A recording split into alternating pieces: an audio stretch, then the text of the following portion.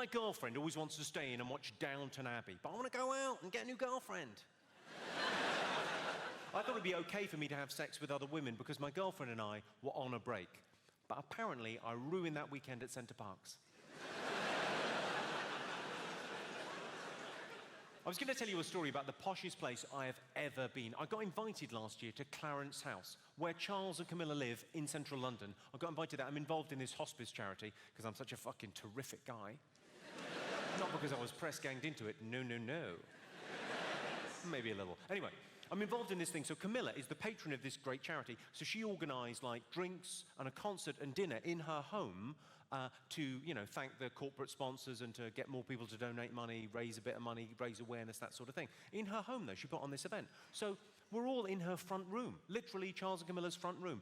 It's the most ornate, like, high, beautiful sort of ceilings, and they've got a telly and a couch in the corner like normal people might have, but every square inch of mantelpiece and shelf and sideboard has got a beautiful object on it that they've been given by visiting dignitaries or they've picked up on their extensive travels of the world. It's a very intimidating space to be in. So we're all standing there having a drink, and she's coming around saying hello to everyone, and she gets to me, and because I'm a dick, as I feel we've established, she gets to me and goes, "Oh, how are you involved?" And I went, "Never mind about that. Have you seen Cash in the Attic? Because we're sitting on a gold mine here." And to her credit, it's absolutely true. She went, "Yes," winked, and fucked off. Brilliant. I did another weird royal thing last year. I did the Jubilee. Did anyone see the Jubilee? I did a little thing where I had to introduce Grace Jones in a hula hoop. Nice work if you can get it. In order to do that, I had to get past security at Buckingham Palace. Here's what it consisted of. So I met an armed police officer. His only job is to guard our Queen, to make sure that no one steals our Queen and uses her head to photocopy it and make their own money and stamps. I don't know. So I walked up to this armed police officer outside Buckingham Palace. I said, "Security." He went, "Yeah." Here's his question. He said, "Are you in Al-Qaeda?" I went, "No." "As you were."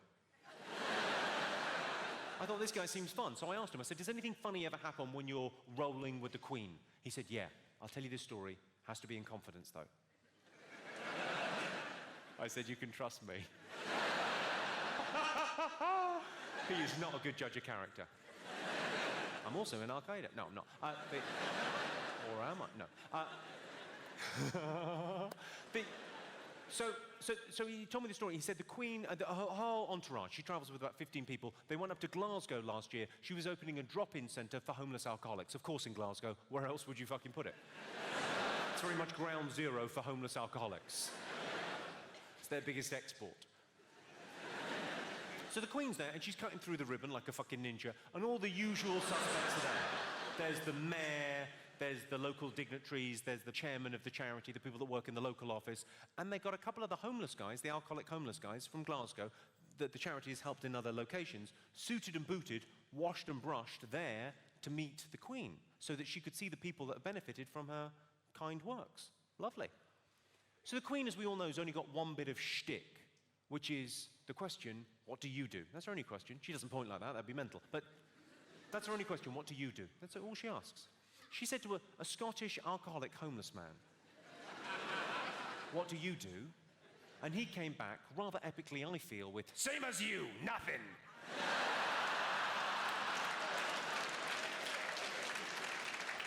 Apparently, she was fucking terrified. A friend of mine, quite recently, a couple of months ago, got proper, old-school flashed. Guy in a Mac, at dusk, in a park, one of those. Sorry, I've added that. I don't know if he did that. You would, though, wouldn't you? You'd give it a bit of cock slap. You'd probably treat her to the windmill, wouldn't you? Who are you in?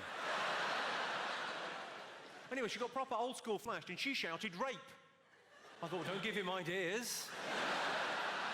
Don't workshop it, you fucking lunatic. Has anyone in here been flashed? Yeah. Go on, what happened, madam? Is it a funny story or is it distressing? I was in a club and some guy flashed me. In a club?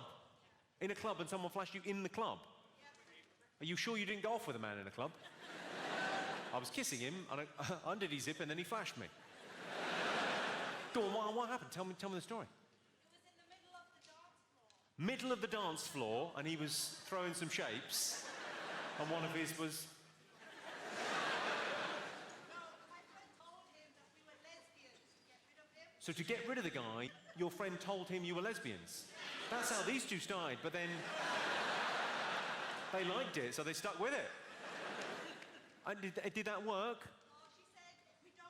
Oh, she said, we don't like cock. And then She said, we don't like cock. So sorry, so someone got his cock out in the middle of the dance floor in a club, and you went, oh no, sorry, we're lesbians.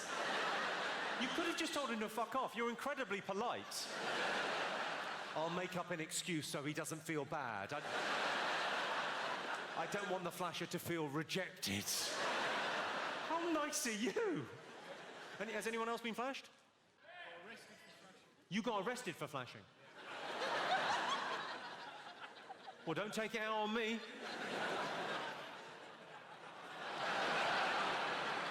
What do you mean you got arrested for flashing?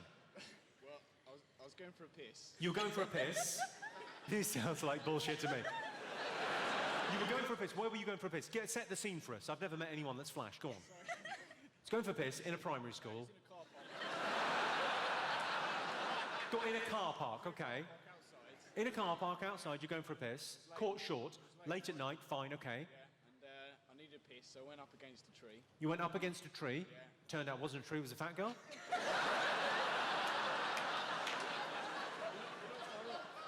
Go on, so you walked up to a tree to take a pee in a car park. This doesn't sound terrible. So far, I'm on this guy's side. Go on.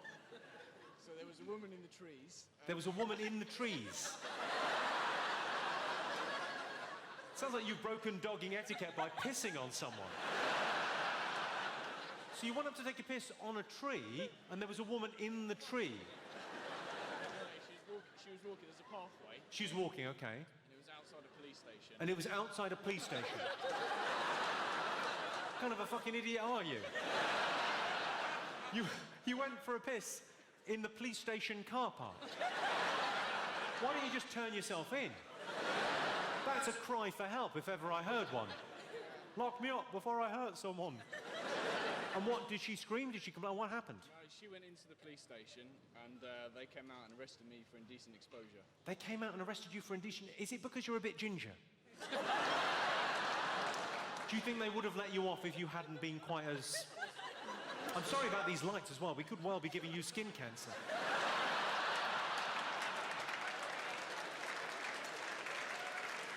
I think I'm on your side there. If you're taking a piss, that's not indecent exposure, is it? What do you think? Are we on this guy's side? There's one man, no. Stop pissing outside, you crazy fool.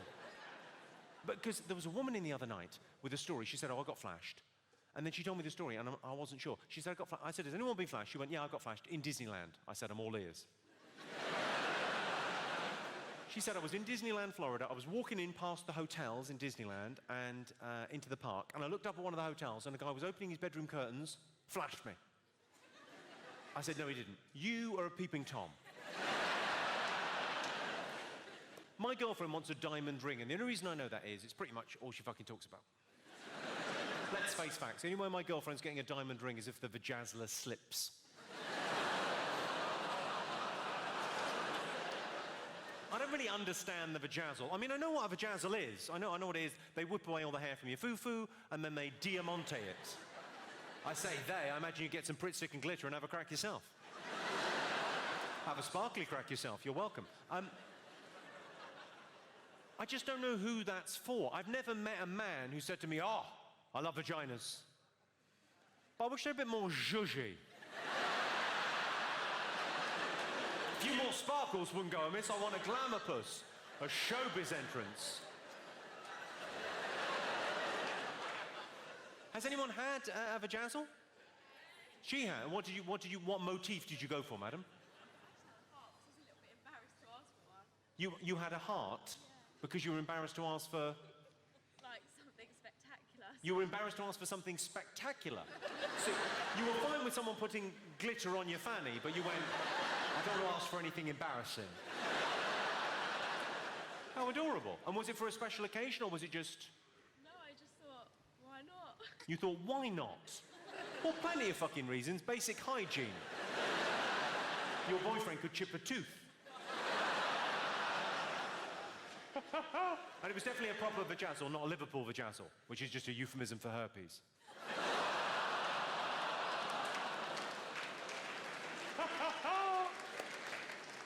Has anyone else come across a vajazzle?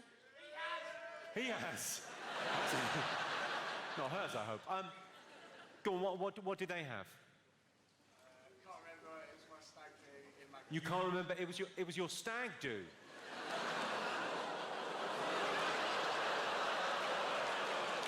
Oh, you can't remember anything. Sounds like a Liverpool vajazzle to me. No, love, I don't know what happened, it's just really itchy. Fucking hell.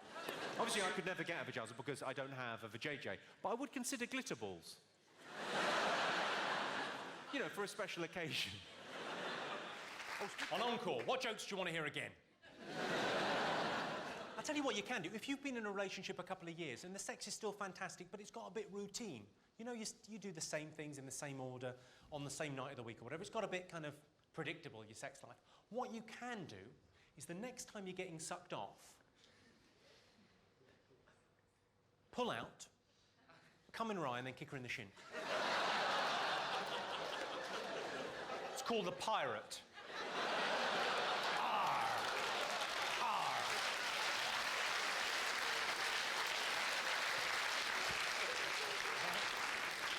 I saw a homeless guy getting off the bus. I thought, how does he know it's his stop?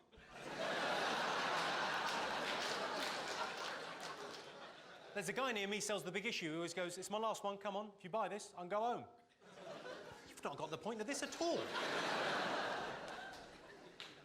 I'm not in favour of ID cards for the very simple reason I don't know how we're going to pick them up at the post office. Hello, I've come for my ID card. Have you got any ID? I was in the airport. Those treadmills they've got are huge. They're much better than the ones in the supermarket. I get very self-conscious. Oh, speaking of special occasions, there was a couple in a couple of weeks ago at one of my gigs, 35 years married. I got chatting to them because I thought, well, quite an incredible thing in this day and age. Got chatting to them. I said, what did you get her for the anniversary? And he said, deep fat fryer. I said, well, what did she get you? And he went, chips. And they seemed thrilled with that arrangement. It got me chatting to people about what is the worst gift you've ever got? Birthday, anniversary, Christmas, Valentine's. What is the worst piece of shit you ever got?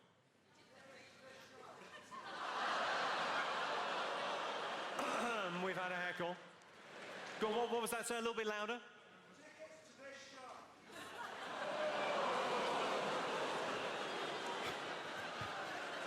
No, what's fine. Sir, what's your name?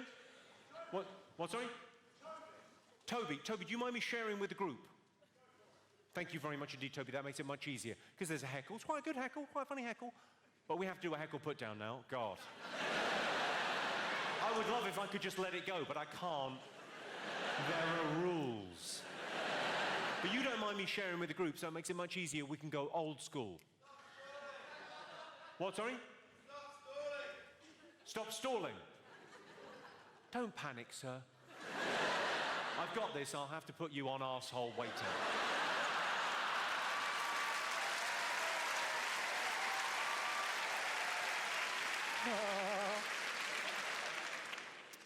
Toby's mum is so fat. She's a fucking disgrace, Toby. Your mum is such a chunky monkey wobble slob. Fatty boom batty blubbernaut. She's so fucking fat, when she fell down the stairs, I thought EastEnders had finished. Boom, boom, boom, boom, boom, ba, ba, ba, bum.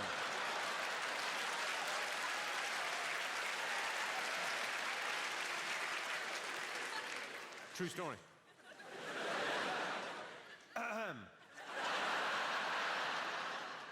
You, sir. What did you say? What was it? Stop stalling? Yeah? What's your name? Gary. Are you trying to say Gary? Watch me. Gary. Yeah. The fuck is that? Well, Gary, if you want my comeback, you'll have to scrape it off your mum's teeth.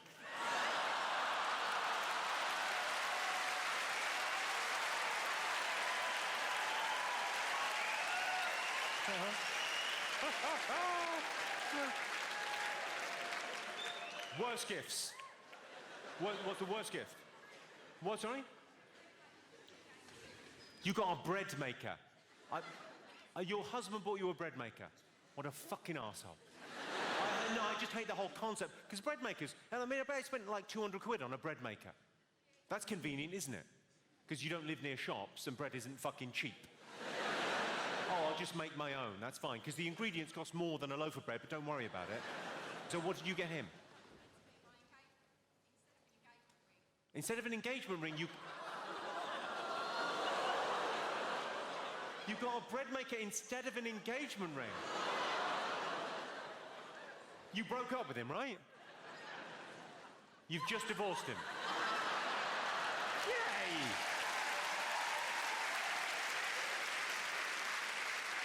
Why did you go through with marrying him? I mean, that must have been fucking awkward in the office. Oh. Look at this. Oh, it's a nice one, sparkly. You poor thing. Any other bad gifts? You got what, sir? A dog pooper scooper. Do you have a dog? At the time, yes. The fuck have you done with your dog, dude? What happened to your dog? You don't have him anymore. Oh, Toby's mum ate him.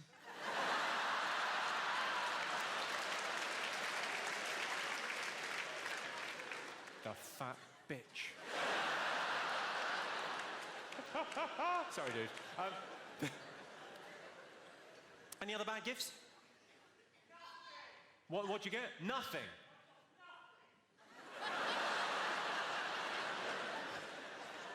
Jesus, listen to the bitterness there. I think there are worse gifts than nothing.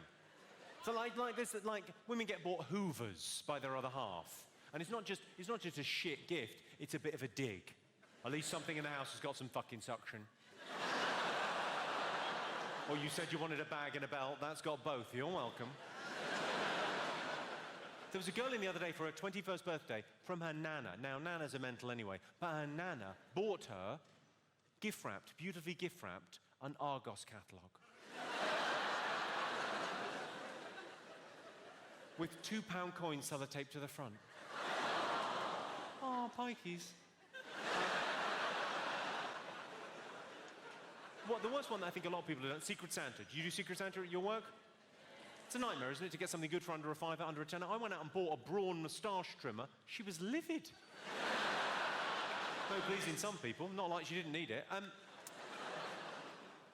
The best gift is obviously anal sex. Not for a Secret Santa thing, that's a fucking disaster.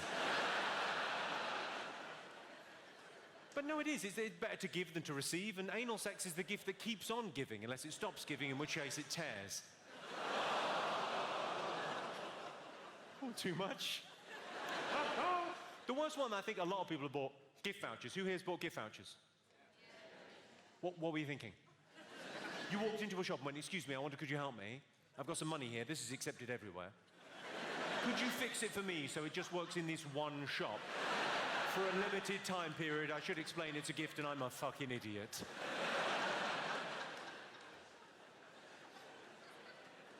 It's a great feeling when you get a woman you've been chasing for miles. I've known thousands of women in the biblical sense, and by biblical sense I mean made-up women that don't really exist. A lot of people just drift into relationships without really thinking about it, and we call those people men.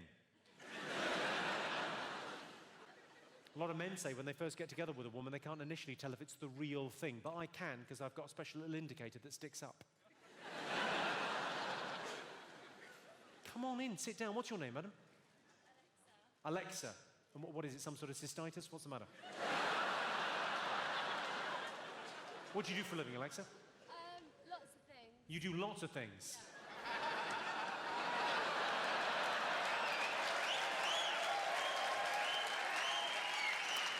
Yes, I think I've seen a card advertising your services.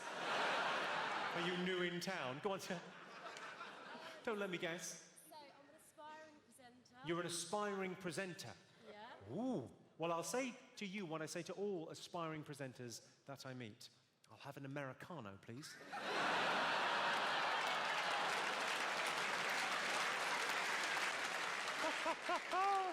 Oh, I fucking love my job. Gentlemen, do you remember what you were doing the first time you told a woman that you loved her? I do, I was lying. Don't give me that look, it worked, I fucked her. We went out for a drink the other night, me and my girlfriend, and we were chatting about what people actually think about when they're having sex. Not a conversation I would recommend.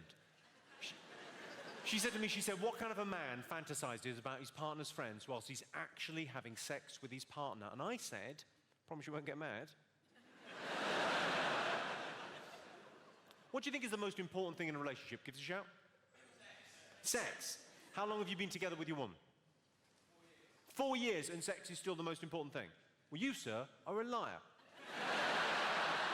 Up to 2 years, I would give you. Up to 2 years is fine, but sex is the most important thing. You're ripping each other's clothes off. It's fantastic. After 2 years, what's that coming up on the inside? Coming up pretty fast. Sky Plus.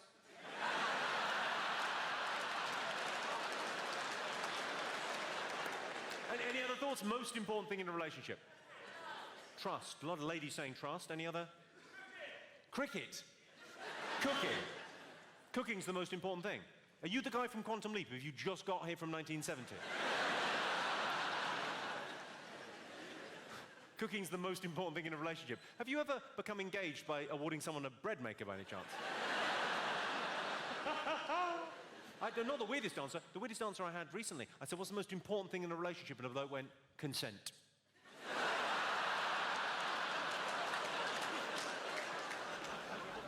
But I'm what's referred to as a gay-friendly act. You know? I'm a gay-friendly act. I was asked last November to judge Mr. Gay UK. I said it would be my pleasure. He's against nature and against God, and he's going to hell.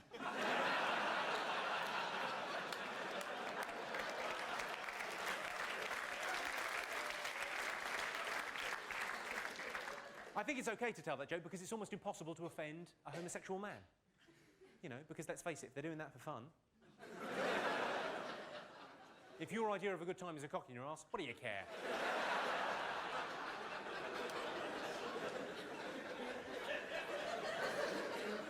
We've all thought about gay sex, though, haven't we? You've thought about gay sex, haven't you, sir? No. You haven't thought about gay sex. You just leapt in there and fucked him. Well, I admire your honesty, sir, and your bravery. I thought about gay sex. I thought, oh, my cock could get covered in poo.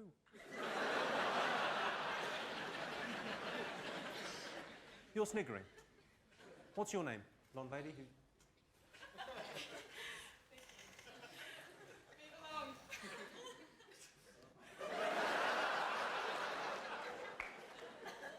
Move along? What are you saying, Vicky? Dance for me, monkey boy? Is he your fella?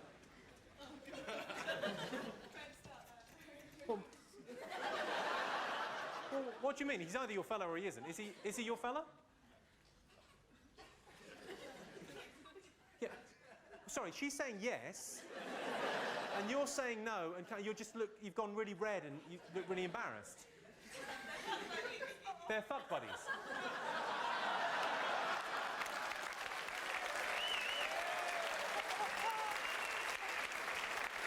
Oh!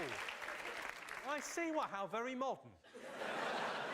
How very 2005. So you're not going out with each other, but you are fuck buddies.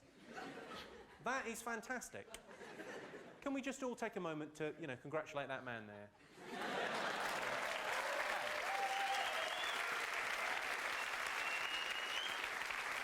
A lot of work has gone into that.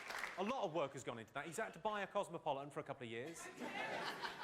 Sorry? My parents are going to watch this. And they'll know that you're a dirty little hussy.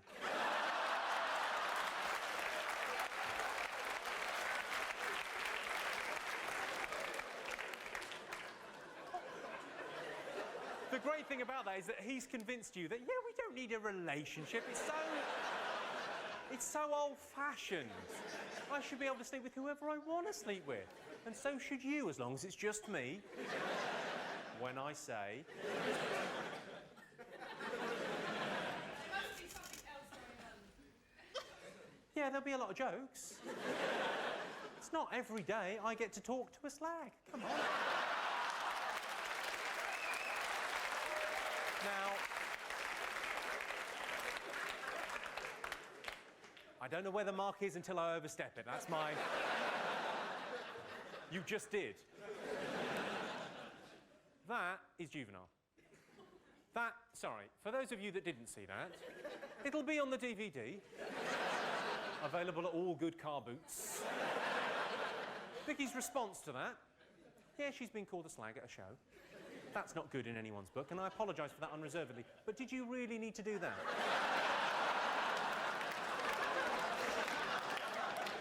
God bless you. I was doing a gig a couple of weeks ago. I got talking to a girl down the front and asked her where she was from. She said, I'm from outside Birmingham. I said, really? So am I. What part of Birmingham aren't you from?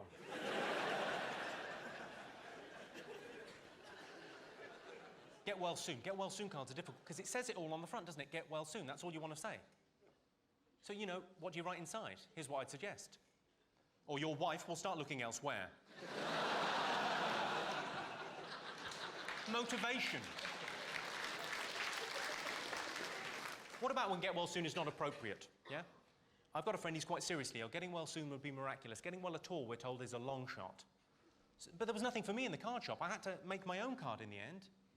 I went with Die with Dignity. He's a funny guy. I think he'll see the funny side. And if he doesn't, it's not as if I have to avoid him for long. World's best dad. If you want to see your kids again, leave £10,000 in the bins round the back of Dixon's.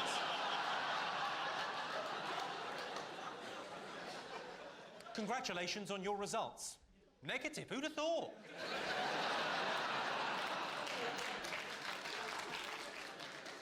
Good luck in your exam. I'm sure it's benign. I know you think that's offensive, but it's not when you compare it to this. I know nothing's happened yet. It's a card. On the front there is a girl throwing her hair back, clearly having a brilliant time. She's 16. It just says, you're 16. And then inside I've written, but it's still our little secret. Lots of love, Dad.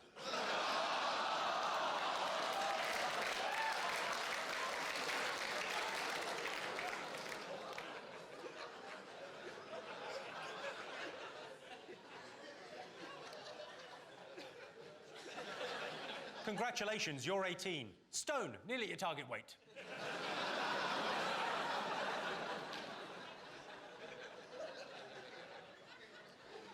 I'm having to do a lot of baby cards recently because a lot of my friends are having babies, and you've got to do the card for when the baby arrives, but also the one when they find out they're pregnant. So, first one, you're having a baby. Thank fuck for that. I thought you'd been getting fat. You're having a baby. And that's final. Yours, the Catholic Church. Oh, they're sticklers for that kind of thing. It's a girl. Better luck next time. Lots of love, the Chinese.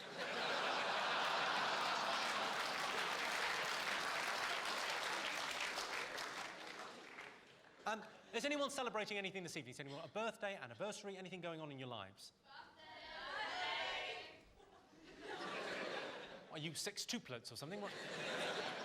Who's got a birthday up there? Hi. How old are you? 17? Great news, I'm not going to jail. So you're 17, what, today? No, March. March?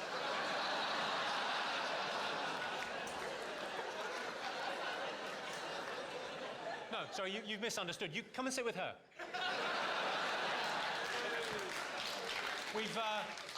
We've all got birthdays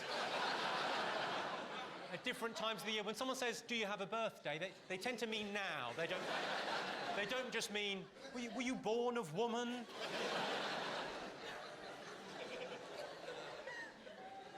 March, you can fuck off.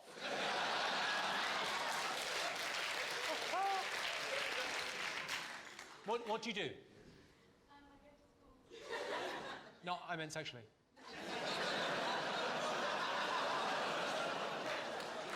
She's 17, that's fine. It's not fine, it's deeply creepy. By the way, that woman gave me a thumbs up, though. Thanks for that. Yeah, you pop up there and groom her. I'll be up in a minute, you bloody weirdo. Has anyone else got a birthday? More legitimate. You've got a birthday. How old are you?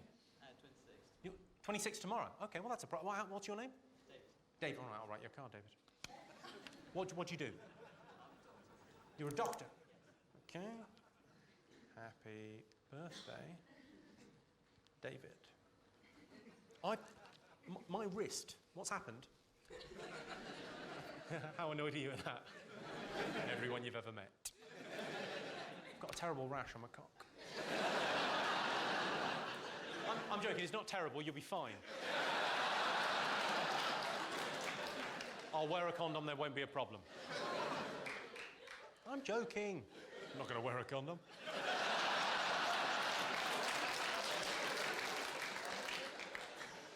So you're a doctor. What kind of doctor are you? I like paediatrics.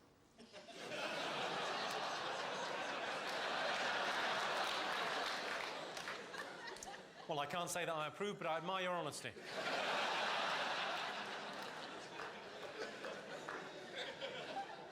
Happy birthday, David. I've written in big, don't touch them. Just a little reminder. There you go, there's a card. Happy birthday to David. Let's give him a round of applause. Happy birthday.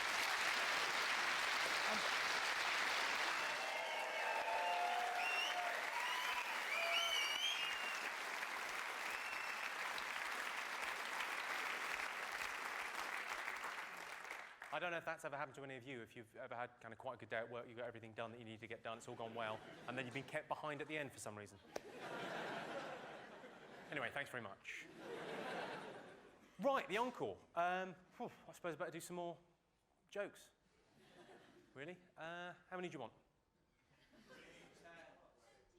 10. I could do 10. Should we count them down? Yeah, all right, why don't we count them down? Fuck it. I've got a friend, she's got a theory. She reckons the way to drive a man wild with desire to nibble on his earlobes for hours and hours. I think it's bollocks.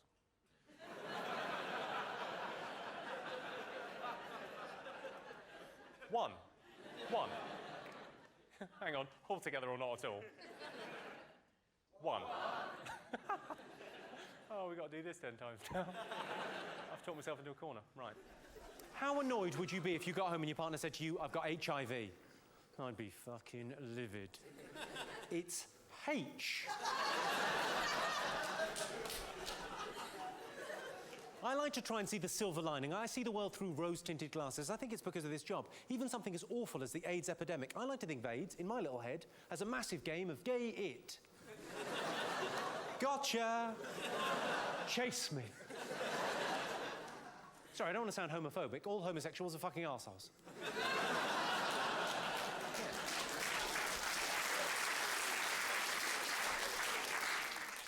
And why not? It's a bloody good laugh.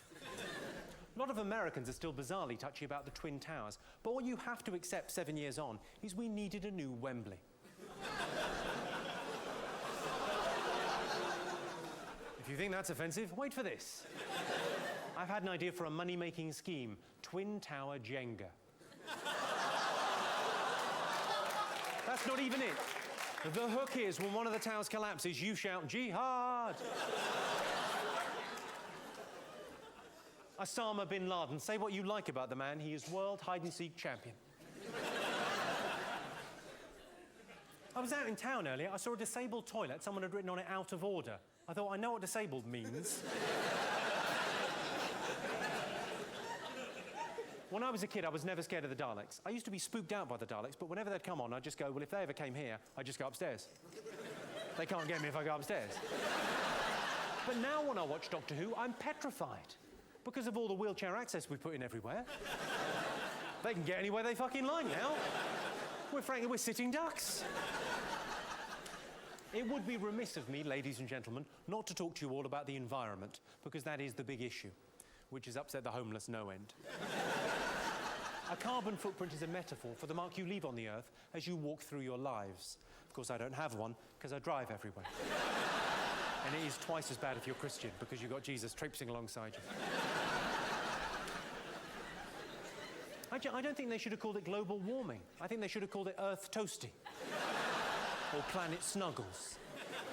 Just all sounds too nice, doesn't it? If we don't do something now, we could end up as snug as a bug in a rug. Trying to take global warming seriously, but, you know, what can you do?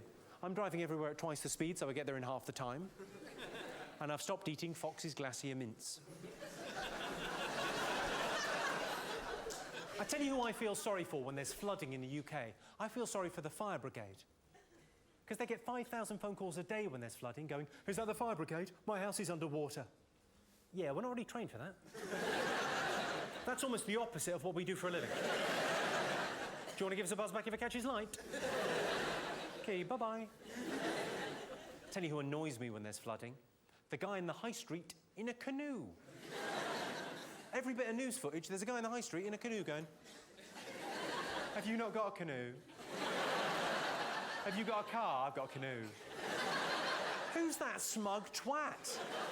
And where the fuck is he going? I'm off to Boots. I've never been in a canoe. I should really write a joke about a gay dinosaur dancing.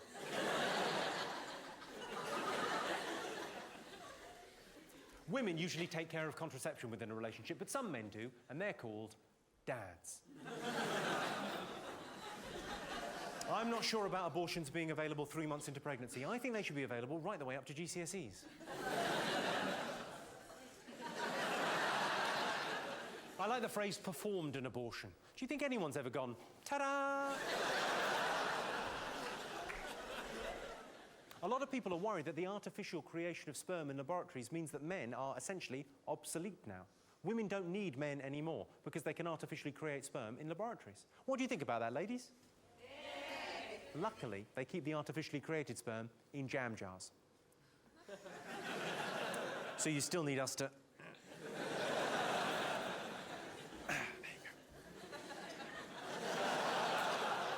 I'm not sure if that's exactly how artificial insemination works. But you get the gist. There's nothing rude about gist. You're making your own jokes now. My girlfriend said to me recently, "We can't have sex, I've got a headache." I said, "I'm going to be right at the other end." "Do you want to get back to me if you get a pain in your vajayjay?" That's right, I said vajayjay, what of it?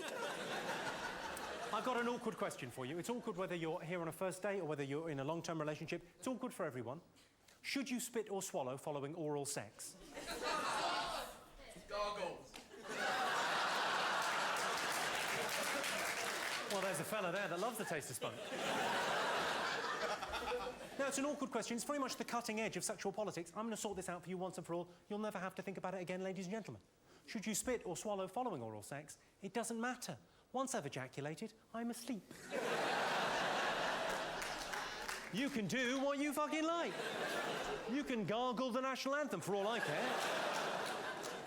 As long as it doesn't wake me up or interfere with you calling your cab.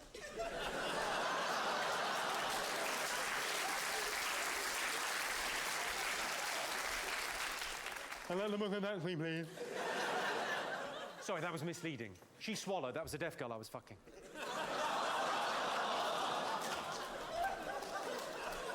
If you've got deaf friends, you should never do the deaf voice.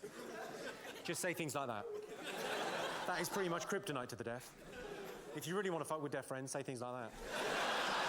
Because then they know you're saying something. Blah, blah, blah, blah, blah, blah, blah. Blah, blah. How was the deaf girl in that joke using the phone? If you're deaf and you're offended by anything you've heard, I'm going to leave you with this, ladies and gentlemen. It's been a pleasure talking to you. I'm going to leave you with a story about shouting out. I like it when people shout out, when they join in life, whether it's at a comedy show or just out in the world. I was at a tennis match 8 years ago, watching Tim Henman play. I'm a big fan of Tim Henman. Anytime he wins a point, he pretends to punch a midget.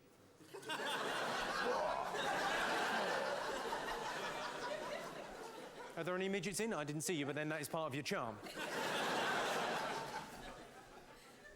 This guy behind me in the stalls shouts something brilliant now. He waits until Tim Henman's walking in to have his little drink of barley water. You know the way they do. They have about 10 games, they go, little drink of barley water. Lovely. So he's just walking in to have his little drink, and this guy shouts, Tim, Tim, there's a bit of shit at the end of your racket. And he looks. And the bloke goes, not that end. No, Jimmy Carr, thank you very much indeed. Cheers. Thank you. Cheers.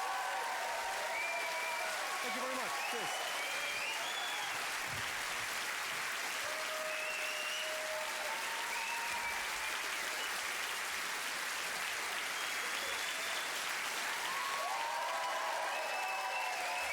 Thanks very much. Cheers. That's nice of you. Thank you. Thanks. Good. It's a brilliant job, this. It's lovely. You spend an hour and a half talking to people, telling them jokes, building up this reservoir of goodwill. But then you're expected just to fuck off. It's a bit weird. With your permission, I'd like to piss away some of that goodwill. Yeah! On an unpleasant joke. You know, sometimes I'll tell a joke that's a bit edgy, and I feel as an audience you go, oh, that's a little bit close to the... Go on then, you. What are you like? I'd like to tell one now that'll make you go... Oh... Would you like to hear it? Yes! Well, it's a joke about love. Can love conquer all? Or do the practicalities of life get in the way? Well, a great example of this is May to December relationships. Relationships where there's a bit of an age gap. Can love conquer that divide? Or does life get in the way, the practicalities? There's probably as many different opinions as there are people in this room.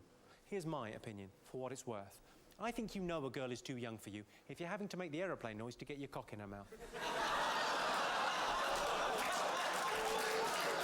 Here comes the train into the tunnel.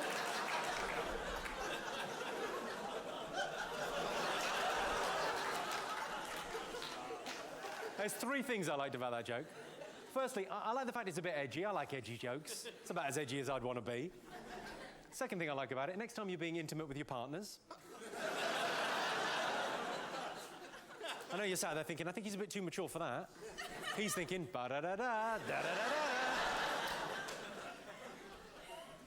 Third thing I like about that joke, probably later on tonight, maybe tomorrow or the next day, someone's going to say to you, oh, you were at a comedy show. Tell us a joke. I guarantee you that is all you're going to be able to think of. And you'll fuck it up. I was fucking a child in the face. You were what, you fucking maniac?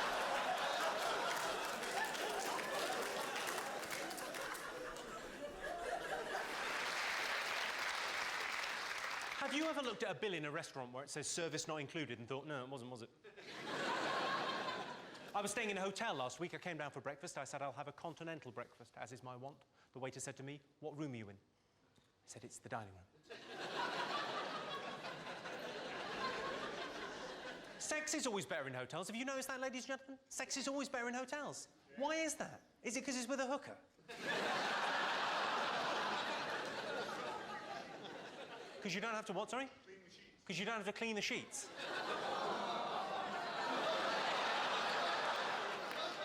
How are you fucking her that there's a whole... Maybe later, Jimmy. Maybe later. Oh, I see. A little bit of the bum sex going on. I always think you know you're doing something bad sexually. Bad in a good way. When you think we better put a towel down before that happens. You think you always know we're doing something a bit experimental. Yeah, we better just cover that first, because... I've never done this before. It could end badly. I don't even know if you're going to make it through, but good luck, love.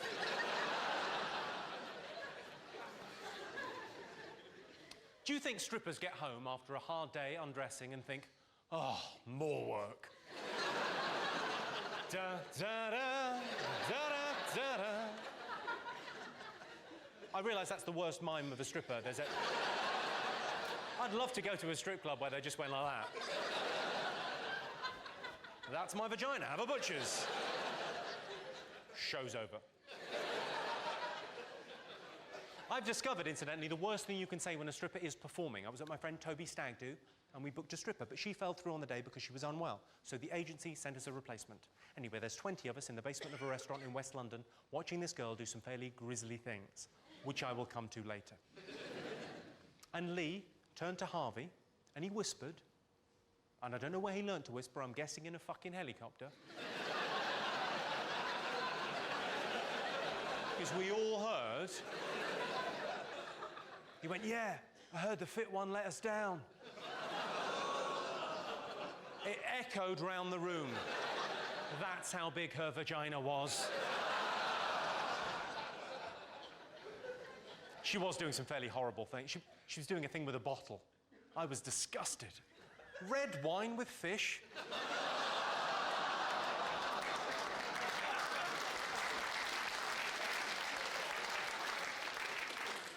I once went out with a girl who was so fat, it felt like I was two-timing her. I'm joking, I didn't go out with her. The big problem they talk about these days is childhood obesity. They talk about that all the time, childhood obesity. And they say these kids are greedy. They're not greedy. They've just got slow metabolisms and very fast, cheap-eating hands. There are 1 million obese children in Britain today. Do you realise if they all jumped up and down at the same time, they might lose a little bit of fucking weight? I worry that these obese children are sending a very mixed message to our paedophiles. Sure, they're easier to catch. But who wants to fiddle with a fatty? The sex offenders register. I'm not even sure they should be in school.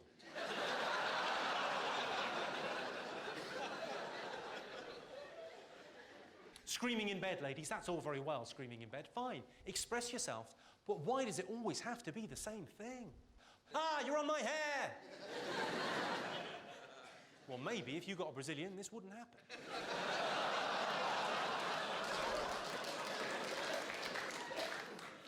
Fine.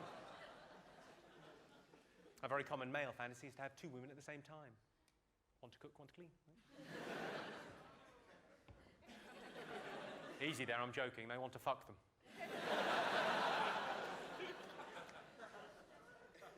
I live quite near a special needs school. There's a sign outside. It says, slow children. I thought, well, that can't do much for their self-esteem. But look on the positive side, of course, they can't read it. Now, I'm afraid that's almost all I've got time for this evening, ladies and gentlemen. There's just one thing left that I'd like to do, which is go through some Jimmy Carr merchandise, if we could just lock the doors. I've gone for some comedy T-shirts, which I'd like to show you. They're just up here. You know, the comedy T-shirt, it's an underutilised medium, in my opinion. Hang on. What? It's a perfectly normal thing to do. Sell a bit of wear, you know, the Rolling Stones do it, why not me? This is the first one that I did. It's, I'm stupid, what do you think? It says I'm stupid, so you can wear it, and the person next to you... You know, it's got jimmycarr.com on the sleeve, I'm stupid. On the back it says, the National Association of Special Needs Carers.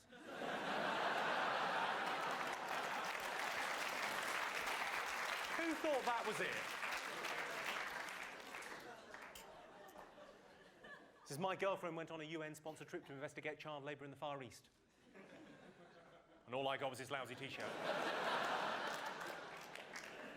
See, there's a very serious issue there. Children as young as 10 are working, you know, 80 hours a week in sweatshops in the Far East, stitching trainers. I wouldn't mind, but it's the workmanship that suffers. This one's rather predictable, but it's kind of fun as well. It's the Christian Alliance Against Bad Language. Can fuck off. Got another religious one now, but for a reason. This is the best-selling T-shirt ever in the world. Jesus loves you. It's the most popular T-shirt ever. Jesus loves you. He's not in love with you. I was going to go for he's not fussy about looks. I thought no. Incidentally, if we're all God's children, what's so special about Jesus?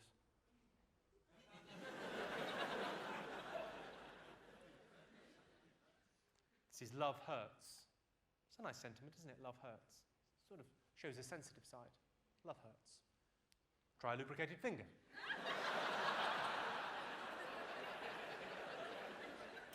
This takes a little bit of explaining. It's True Love Waits is the slogan. It's the slogan of the Promise Keepers. They're an organisation in America that believe in holding on to their virginity and chastity until marriage. Britney Spears was a member. I think there's some footage of her leaving on the internet. Anyway, their slogan's True Love Waits. I thought, True Love Waits is such a lovely slogan. It deserves a T-shirt. True Love Waits. Pulls out and comes on her tits.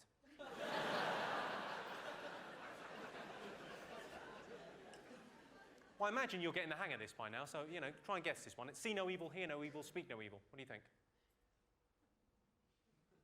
No idea? See no evil, hear no evil, Speak no evil.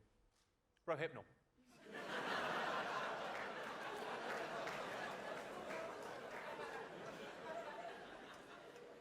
Actually, there was a story in the paper earlier this year. There was a story about an Englishman arrested in Ayia Napa for taking advantage of 3 girls by putting Rohypnol in their drinks. What's the world coming to?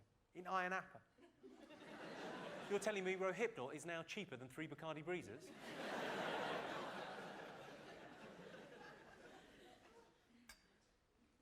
Now this is a picture that the man on my right, your left, is on fire. Can you all see that? He's on fire. Special Olympics torture arrives.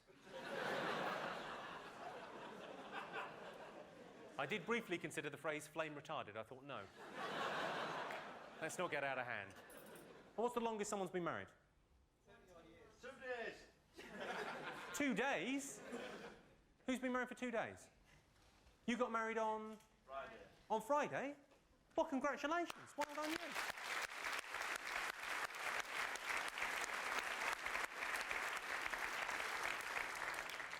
And can I ask, is she pregnant or is this a proper one? Sorry? Done that already. You already have a child, and now you got married? Get out. Get out of my house! Well, that's a lovely thing. Oh, well, congratulations. Thanks for coming. Wow. You know, you've married that guy. He looks like a great guy, looks amazing, and clearly he set the bar pretty low early on. Where are we going on our honeymoon? We're going to see Jimmy Carr live.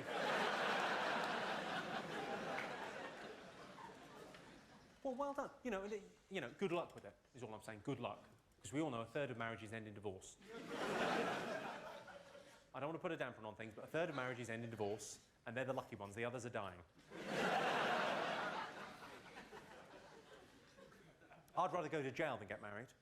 I have thought this through, by the way. I'd rather go to the jail than get married. But, you know, if you murder someone, that's the worst thing you could do. You murder someone, you get a life sentence. You're out in 12 years. Hey! Whereas this, life means life. And in your average marriage, as opposed to prison, there is significantly less anal sex. See if you think this is romantic. Really, I'm asking the ladies. Do you think this is romantic? I've got a friend, she's getting married at the end of the summer, and her fiancé has designed the wedding ring. He's quite a talented artist. Picked out the diamond when he was down in South Africa. Quite a talented artist, done sketches, taken them to a jeweller in Hatton Garden who's putting the whole project together for him. That's romantic, isn't it, ladies? Yes. Yeah. I think it almost makes up for the fact that she's clearly marrying a homosexual. She's going to have an amazing ring, not much of a wedding night. I imagine it'll be something along the lines of, "Come to bed, darling. I'm just going to walk the dog in the park. We don't have a dog. I'll be in the park."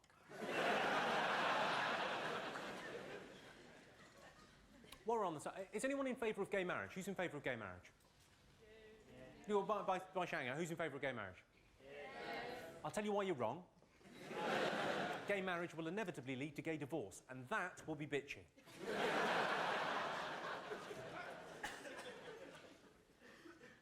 I'll tell you what happened to me recently. I was having a meeting in Mayfair in London, walked out of the restaurant where we were having the meeting, and I bumped into a guy selling the Big Issue.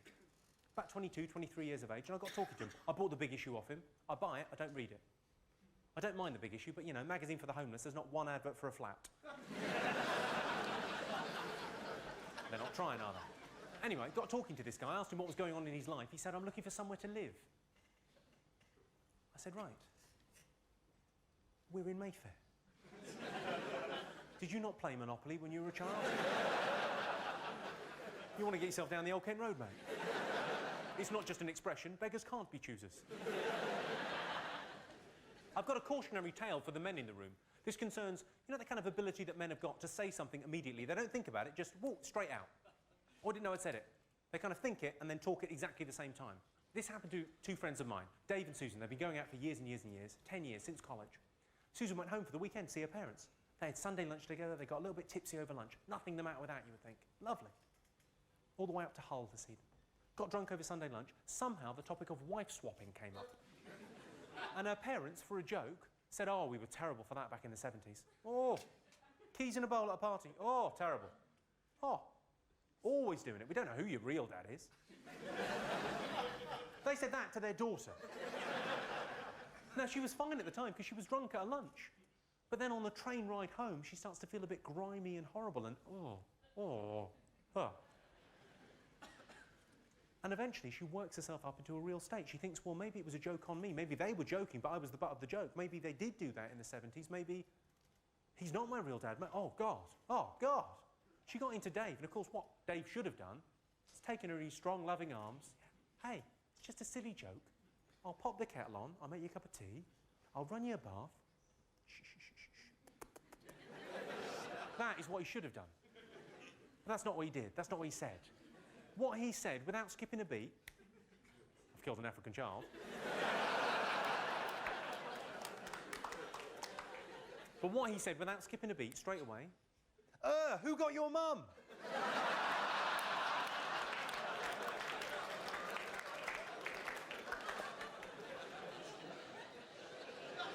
Oh, bless her little heart. What are you making of the rest of the show? Or are you just enjoying the spangly things?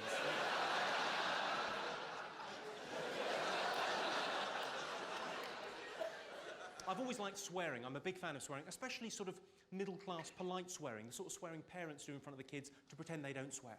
Terms like effing. We all know it means fucking, but it's a nicer way of saying it, isn't it? I've got a story about this. I was at a wedding with my friend Craig. He's Scottish. He swears a lot. Actually, I don't need to say both of those things. Anyway, we're all suited and booted at this very posh wedding on our very best behaviour. He leans across the table. He says, "Pardon my French." I thought we're in trouble here. I happen to know you don't speak French. You barely speak English. He says, "Pardon my French, but we all know Paul is an effing cunt."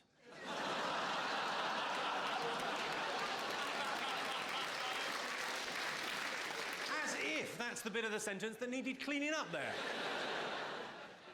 I tell you what I think we're shit at as a nation. I think we're terrible at languages. Would you agree with that? I think the British are terrible at languages, and I think that's why at one stage we had an empire.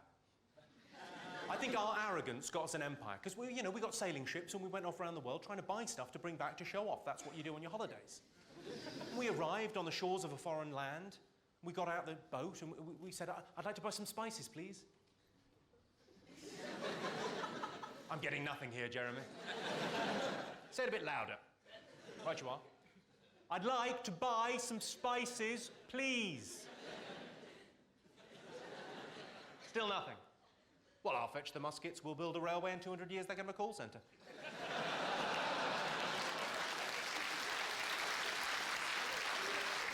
Very much an abridged version of empire, but that's what happened.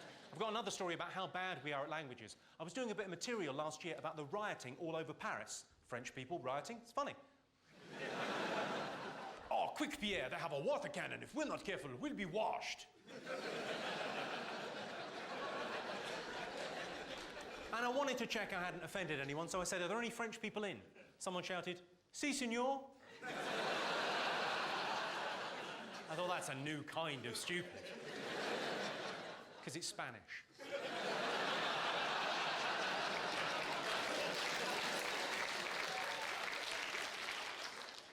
My favourite story of the last year concerned an Oxford student. He was walking home late one night and he sexually harassed a police horse. Not like that. That'd be my favourite story ever. But he was walking home late one night and he called the police horse gay. That was his crime. Now, if ever there was a victimless crime, that's it, calling a police horse gay. For a start, there's nothing the matter with being gay. Secondly, it's a horse. It can't understand. Thirdly, even if by some miracle it could understand, I think the horse would be okay with being called gay, because I think a horse would be fairly sexually self-confident. I mean, for a start, it's hung like itself. But the policeman didn't let it go. No, he got off the horse, he arrested the young man, took him to the cells overnight. In the end, he was fined £70 through the courts for calling a police horse gay. I wish I'd been his lawyer. I would have got him off. Because in his defence, the horse was standing naked on all fours in the middle of the street.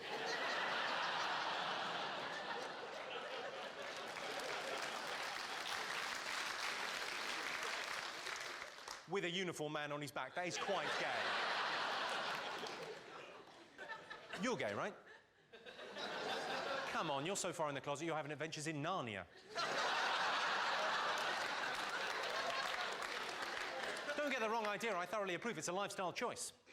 The wrong choice. No, but if God didn't approve of homosexuality, you would have sent some sort of plague to wipe them out. Oh, easy. If anyone's offended, can I refer you to my earlier comments where I said I don't believe in God, and then respectfully request you fuck off. Yeah. Do you all like drinks and sweets, yes? Everyone likes drinks and sweets. Do you sometimes get annoyed paying regular prices for sweets? Do you wish you could pay 2 or 3 times as much for exactly the same Maltesers? Because if you do, you are in luck. We're about to have an interval, and this venue is about to rape you. I'll meet you back here in 20 minutes for more jokes. See you then.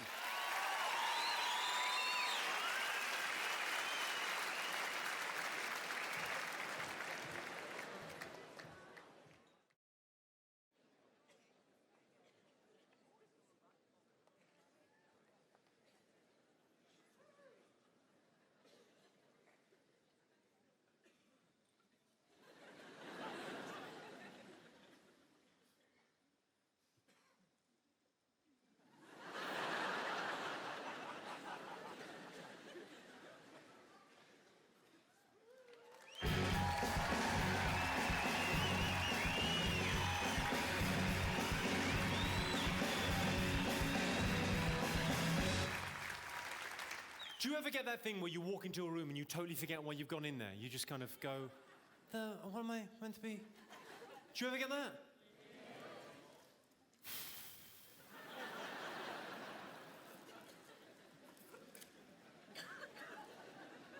What? Are you cat people or dog people? What would you say, cat people or dog people? Because to me, it all tastes the fucking same. People of restricted height. Some of them don't mind being called midgets, but they hate being called dwarves. Some of them, fine with dwarf, hate being called a midget. So what are you going to do? What I do is I call them all Oompa Loompas.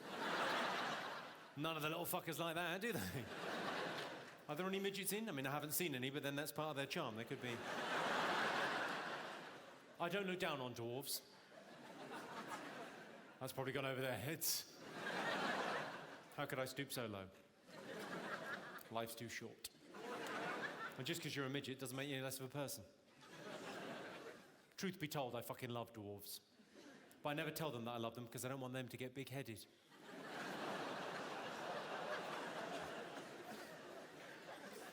A lot of people say women get more attractive after a couple of drinks, but I think they lose a lot of their charm vomiting and pissing in the street. Welcome to Glasgow. They just put speed bumps outside my local school. Wow, I'm pretty sure it's a speed bump. I'm 90% sure it was a speed bump. With a satchel. I make my own vegetables. I've got a hammer.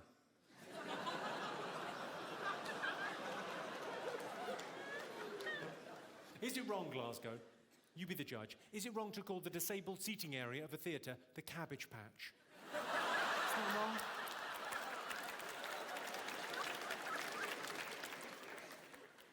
Double amputees, you got to hand it to them. But they will drop it.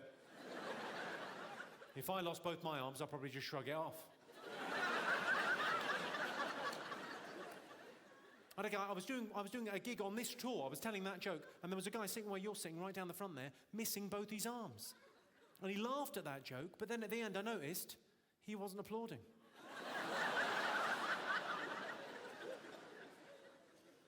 You know that moment when a girl locks eyes with you across a crowded room and says, "Yes, Your Honour, that's the one."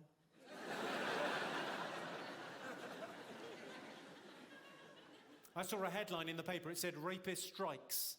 I thought, what does he want, better paying conditions?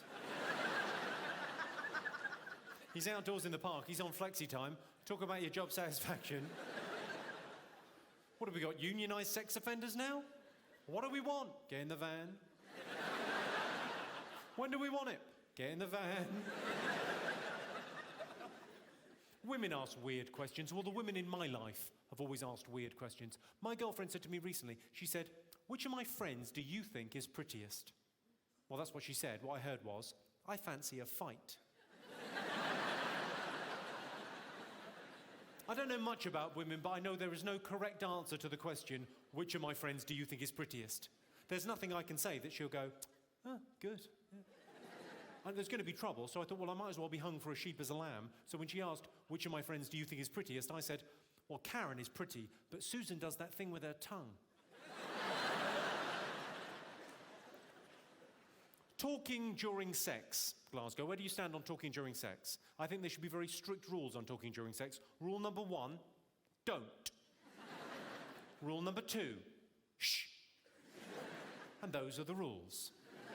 My girlfriend talks during sex. I don't mean sexy, dirty, filthy talk. I'd love that. That'd be awesome. No. She says the most mundane shit you've heard in your life, mid-coitus. That means whilst fucking. The thing you do for chips.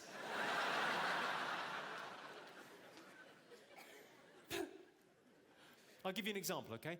So a couple of weeks ago, we were making love. I'd made her do it love. We were about halfway through. Well, we were nearly finished, truth be told, but she didn't know that. I was actually, and she said, where did I leave my keys? I said, well, they're not in your vagina. I've had a good route round. I was sure I would have noticed something. I'll check your bum. She said, you will not. It's no one's birthday. So I've come up with a way of dealing with this, okay? I could just say to her, could you not say mundane things during sex because it sort of kills the mood for me, sort of ruins it, you know, kills the moment. I could just say that, but that would be literally no fun at all. So what I'm doing is whatever she says to me, no matter how mundane, whatever she says to me during sex, I try and make it sexy. Set myself that challenge. It's a lot of fun. I'll give you an example. She said to me a couple of weeks ago, she said, the recycling's coming tomorrow. Well, more accurately, she said, the recycling's coming tomorrow. So I said, the recycling's not the only thing coming tomorrow. Yeah, I'm gonna separate your paper and plastic. Doesn't really mean anything. That's my sexy voice, by the way. I've kind of gone for a 1970s blaxploitation New York City voice, because then you can say things like, I'm coming. If I just use my voice, I've just got to go, I've arrived. Has anyone heard anything more mundane than that during sex? What's the most mundane thing? Hurry up. Hurry up. What was that? These chips are cold.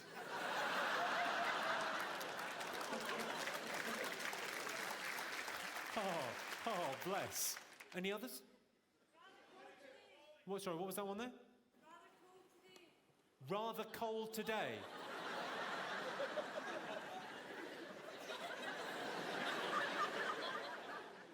Cool today. Aye. That's like small talk at a bus station. I suppose we're in Glasgow. It could well have happened at a bus station. I got the little... Oh, yes.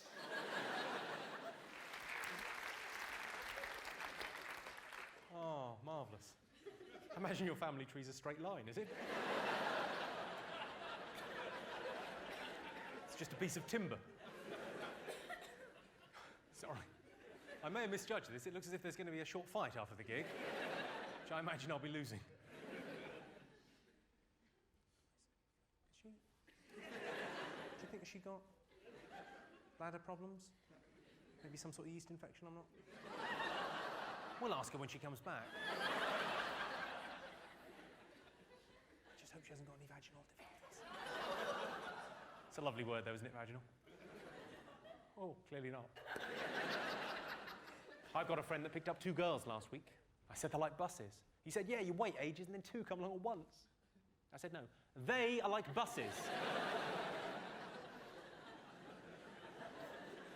Someone came up to me and complained about that joke a couple of weeks ago after a show. Quite a big-boned girl. She said to me, I think you're fattest.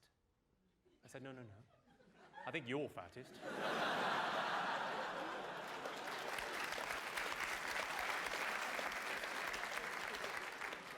Someone calls Admiral Insurance every 6 seconds for a quote. What a nutter. Environmentalists tell us that every day an area the size of Wales is destroyed. Why is it never Wales? So are there Welsh people in this evening? You're from Wales? Well, don't worry. Do you know what the most common crime is in Wales? No. Hang on, I've got to ask someone about her foo-foo. It's a long time for a pee, you all right? You're fine? You sure? Is that better? Bless you. Sorry, I was just talking to your friend about being from Wales. Do you know what the most common crime is in Wales? Have a guess. What guess? Sheep shagging? Well, that's rather insulting, isn't it? And to add insult to injury, you're wrong. It's not sheep shagging. It's actually ram raiding. The second most common crime is having sex with a minor. If anyone's offended, just look for the other meaning. You'll be fine. I bought my girlfriend a book called Cheap and Easy Vegetarian Cooking, which is ideal for her because not only is she a vegetarian, she's reading a book at the moment called Women That Love Too Much, which I think could have the title shortened to Sluts. The reason old men use Viagra is not because they're impotent. It's because old women are so very ugly.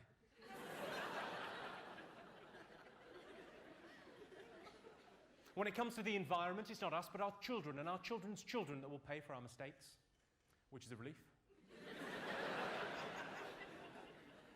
No matter how much you give a homeless person for a cup of tea, you never get that tea.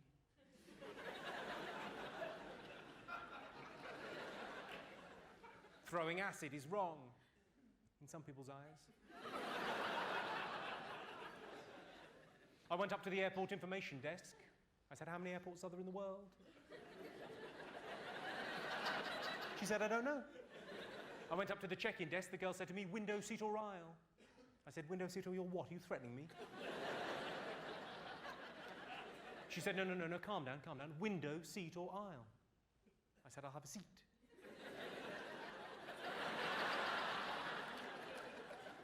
I bought one of those round-the-world air tickets, £1,200, amazing value. 37 hours later, I arrived back at Heathrow. I was doing a gig a couple of weeks ago. I got talking to a girl in the front row. I asked her her name. She said, it's Pataka. I said, that's an unusual name. You don't hear that every day. To which she replied, actually, I do.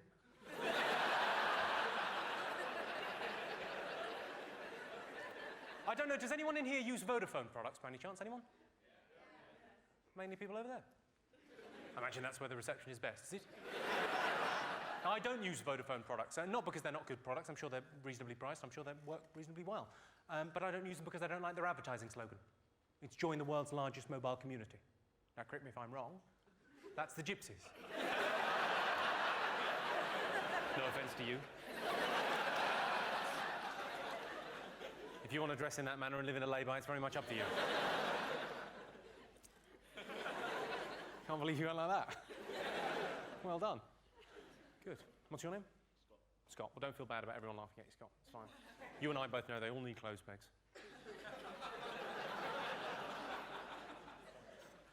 Oh, yeah, there'll always be work for people like Scott to avoid. My father used to say, whatever doesn't kill you makes you stronger. Till the accident. Feminists say, and you may agree with this, you may not, feminists say, a woman's work is never done. Maybe they got themselves organised a little bit better. It's a bit of an icy stare you give me there, madam. What you've got to understand is that's postmodern misogyny. That joke is in fact steeped in irony. So don't you worry your pretty little head about it, love.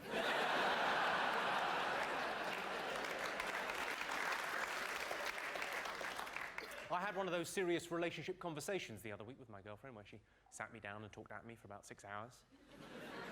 I hadn't realised until then that when a man says he is spoken for, that is quite literally what he means. She said to me, Jimmy, we're at a crossroads in our relationship. Down one road is hard work and commitment, but ultimately, happiness. And down the other road, well, the other road is a dead end. And I said, that's not a crossroads, that's a T-junction. Are you all right in the back? Excellent. It's nice to hear that, because often when I go to comedy shows, and I go to them all the time, I love coming out to see live comedy. The thing is, though, if I'm sat right at the back, I'm a little bit disappointed. I always get my ticket and go, oh, for fuck's sake, I'm fucking miles away.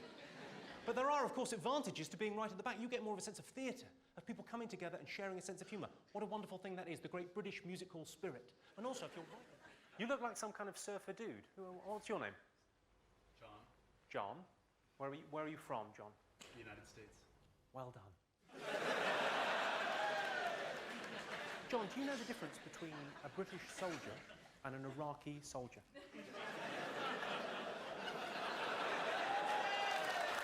Know the difference?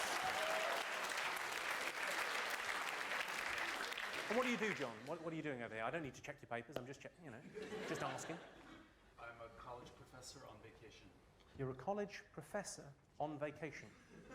Okay, sounds like a setup for a movie. With hilarious consequences. And then he asked me for a fag. Oh. Fanny? I thought he meant bum. Oh. Yes. So what do you teach? I teach philosophy and religious studies. Philosophy and religious studies. Well done. So, do you teach philosophy to the brighter kids, and then if they don't get the hang of it, you go, I just believe in God, don't matter.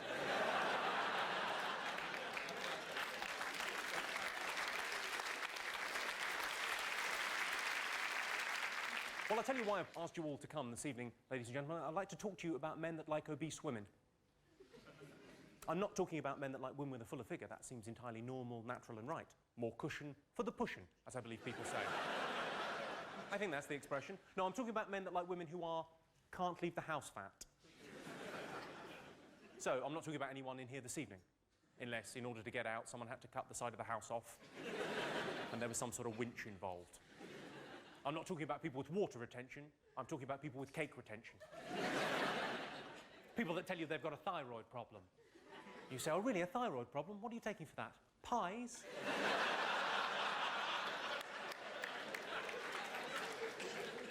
You know, the kind of girl that looks as if she makes a cracking breakfast, but wouldn't want to share it with you. I saw a thing on TV the other day, actually. It was on one of these kind of makeover shows that were on during the day. They did a makeover on a girl. She was 34 stone. It's like rearranging the deck chairs on the Titanic. I say a makeover, they gave her a fringe. Is that really going to turn the corner for a girl like that? That's what I'm asking. I don't think it will. I can't imagine a scenario where a guy, he's drinking in a bar, he looks across, he sees a girl, she's 34 stone. Be tough to miss her, let's face it. He thinks to himself, she's a little bit big for me. Goes back to his drink. Meanwhile, the makeover team are in. Snip, snip, snip. He looks back, he thinks, actually, I would. It's the excuses that get me. The excuses are amazing. The camera adds £10. Stop eating fucking cameras. Have you ever done this? Have you ever been driving along and you've hit a rabbit? The worst thing is the noise. That horrible, familiar sound of a hammer hitting a rabbit.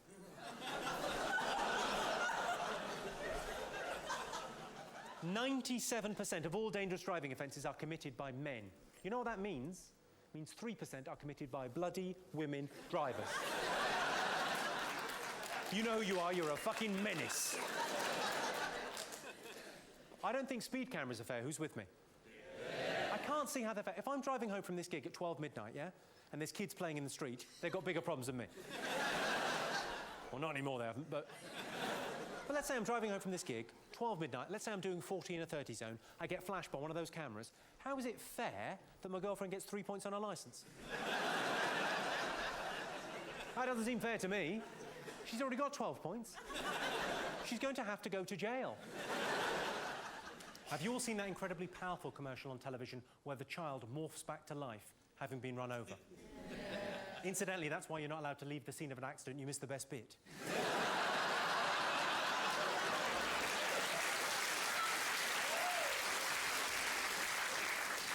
That advert clearly states if you're doing 40 miles an hour and you hit a child, there's an 80% chance that child will die. If you're doing 30 miles an hour, there's an 80% chance that child will live. Here's my question. Where's the ad for swerving? That advert's basically the government going, hey, watch out, there's a kid in the road. Slow down, take the edge off. But it must learn its lesson. How old did you say you were, sir? 14. You're 14 years old. Right, and what's your name? Sam. Sam, right. Let's say I'm driving to you, Sam. At, I don't know, 40 miles an hour. and you run away at 10 miles an hour, it's an aggregate of 30, isn't it?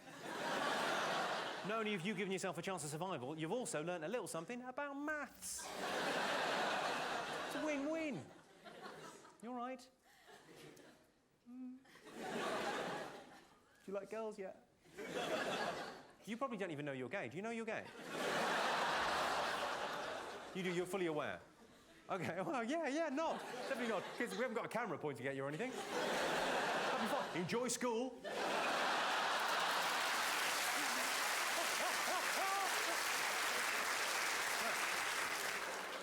My girlfriend talks during sex. I don't mean sexy, dirty, filthy talk. I'd love that. That'd be awesome. No. She says the most mundane shit you've heard in your life, mid-coitus. That means whilst fucking. The thing you do for chips.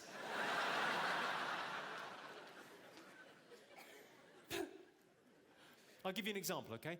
So a couple of weeks ago, we were making love. I'd made her do it love. We were about halfway through.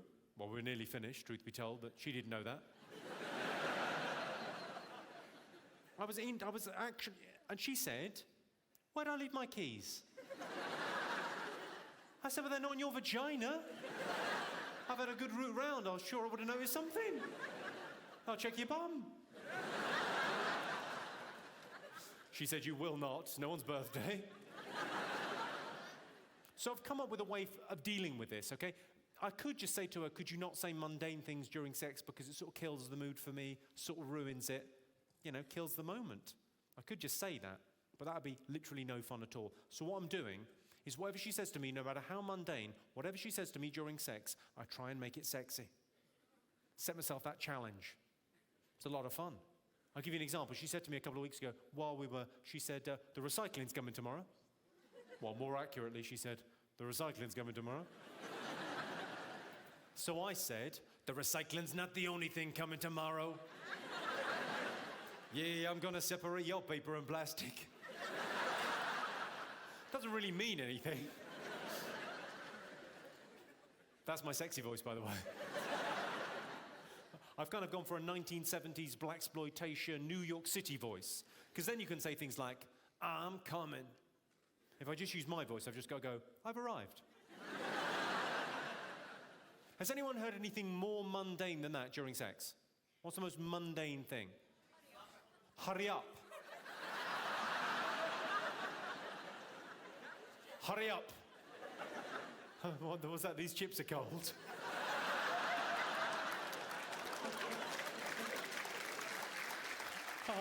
Oh, bless. Any others? What was that one there? Rather cold today.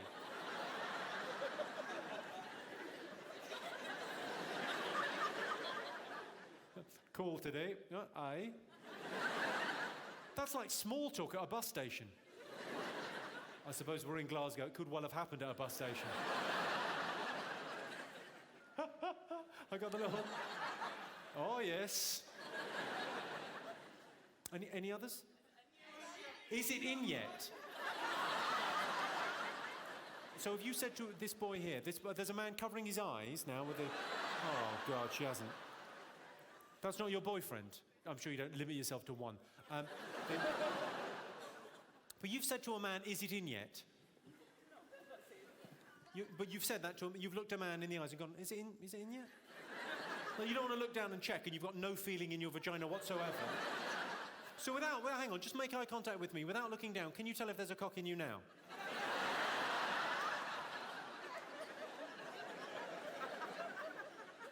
What was your one?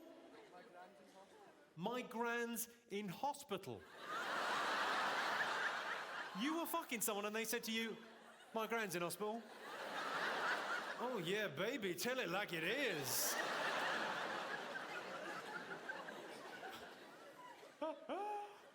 Yeah, I'm gonna break your hips.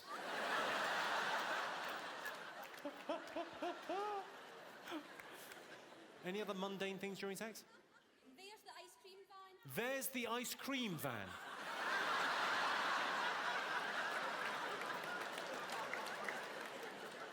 Did you start going out with him when you were quite a lot younger? Oh, there's the ice cream van. Shh, shh, shh, shh, shh. Most natural thing in the world. I had one the other week. A guy came in with his wife. They'd been married like 30 years. And she had said to him, and she'd said it, okay? She said to him, during sex, she said, "Now I've got your full attention, let's talk about those curtains."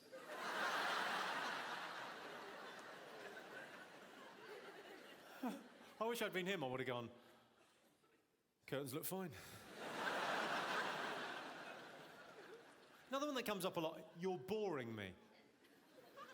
Which my response would be, "Yes, I am."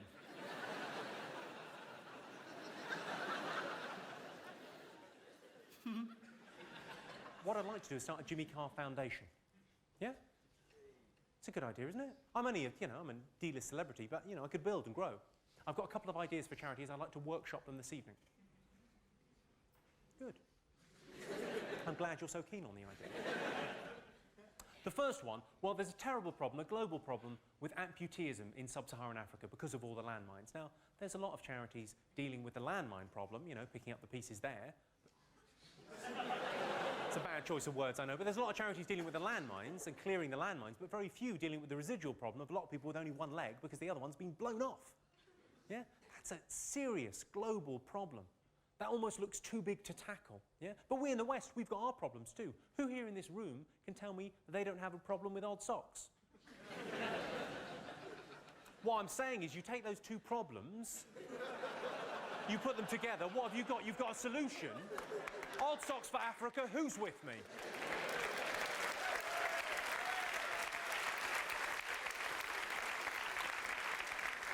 If there's one thing worse than having your leg blown off, it's the remaining foot being cold.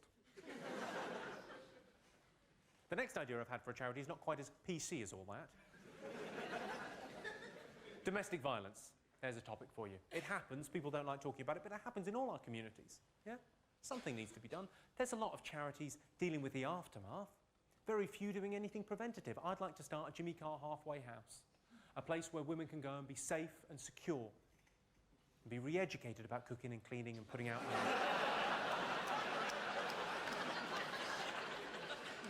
Doesn't need to happen. There's nothing sad in the seeing a woman with two black eyes. She's been told twice, she just doesn't understand. You're looking slightly disapproving there, madam. You all right? I like the fact that you two look incredibly rock and roll in a sea of middle class. What a wonderful thing. What do you do? Are you in a band or something? Me? Yeah. No, I work in a shop called Cyber. Called Cyber what? Cyber Dog. Cyberdog? Where do you think I got this? Hey? It's rubber on the inside.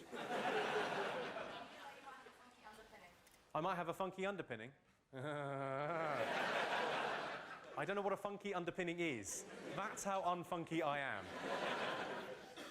Were you expecting more thrash metal at this gig? Yes, I'm sorry to disappoint. And your partner there, so you've got a similar look about you. What do you do, sir? I manage a fetish clothing shop. You manage a fetish clothing shop. Whereabouts? Covent Garden. It's a great spot for it. What's the weirdest request you've ever had in the store? Someone wanted a douchebag fitted to a catsuit. Someone wanted a douchebag fitted to a catsuit. They're all words I vaguely understand, and yet when you say them, what? Hang on, what's a douchebag? It's a special facility that goes back to the catsuit so that people can defecate into them at will. Oh, a douchebag!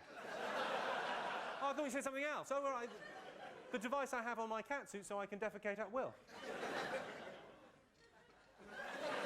Surely if you've got a catsuit on, you should really be going in the sandpit.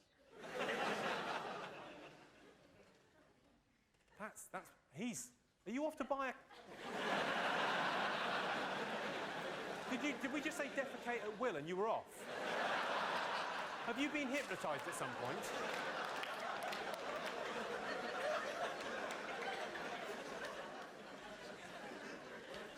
Should say it's lovely to see so many ladies out this evening, especially a show starting at 7 o'clock. The tea won't make itself.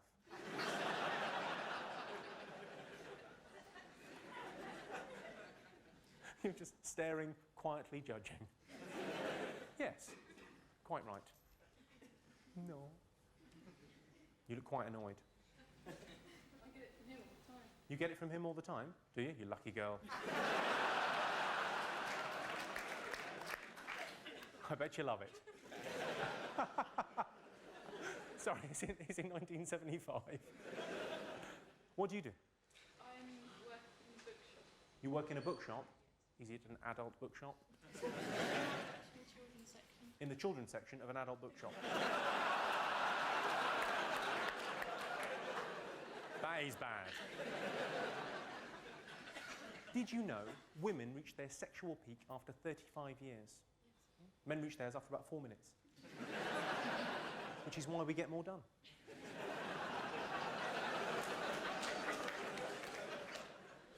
My girlfriend said to me, "Have you been having sex behind my back?" I said, "Who the fucking hell do you think it was?" And another thing, it wouldn't kill you to turn around once in a while, check how I'm doing. Are you all drinking this evening, ladies and gentlemen? You drinking? Yeah, quite a few of you. I like drinking. I prefer being drunk than getting drunk. I'm not very keen on beer and wine, but I like the interesting things you order when you're drunk. The drinks that no one ever orders sober. Aftershock is a prime example. You know that weird pink fluid? No one's ever ordered that. So the designated driver has never walked into a bar and thought, well, I can have one drink, can't I? They've got beer, they've got wine, they've got spirits. No. I'll have a pipette of Aftershock, please. It's the same with the Flaming Zambuca. No one's ever ordered one of those sober. You have? You've ordered a Flaming Zambuca sober? It's your drink. You order Flaming Zambucas. The clue as to why you shouldn't order one, madam, is the fact it's on fire. It's the equivalent of walking into a kitchen going, I'm a bit thirsty. There's a glass and a tap, and then spotting out the corner of your eye, a gas hob. I saw a thing on the news, it said that bad drivers are going to get on-the-spot £100 fines. I thought, it's a bit sexist.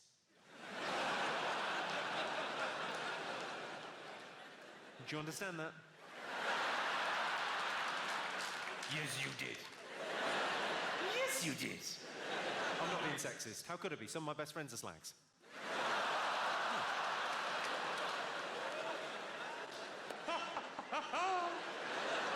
Is this sexist? You can be the judge on this. Sorry for being rude, but do you think chat-up lines are sexist? No, they're not. They're fun, right? I know they're cheesy, but they're meant to be cheesy. That is their charm. What's that one? I like that one. Get your coat. It's cold in the boot of my car. I don't know if this ever happened to any of you. I was checking into a hotel recently. It's about 1 o'clock in the morning after a gig up in Manchester. Walked into the reception area, and the guy recognised me and went, "Oh, Mr. Carr, we put you in a disabled room." I said, "Right, what's the difference between a normal room and a disabled room?" And he said, "The disabled room's got a walk-in shower." It's taking the fucking piss, isn't it? Now, for better for worse, this is the question I use to judge an audience, to judge individuals. If you could all answer, that would be great. Would you fuck your dad to save your mum?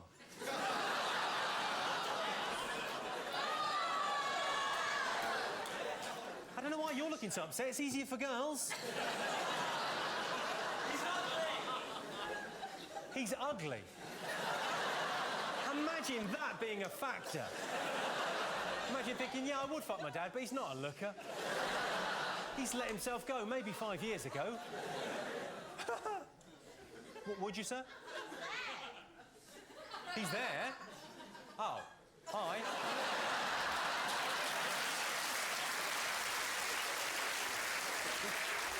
So, do you mind me asking, is your mum here as well? Oh, brilliant. Well, we can actually do a proper test. Now, I've got snipers all the way around this building. And they're pointing a gun at your mother, yeah? We're going to kill her. Your mum's been taken hostage. She's going to be killed. We would like you to bum your dad. Well... It's difficult. Yeah, of course it's difficult. I'm not saying you wouldn't be thumbing in a softie. That's fine. I say let her die. You say let her die.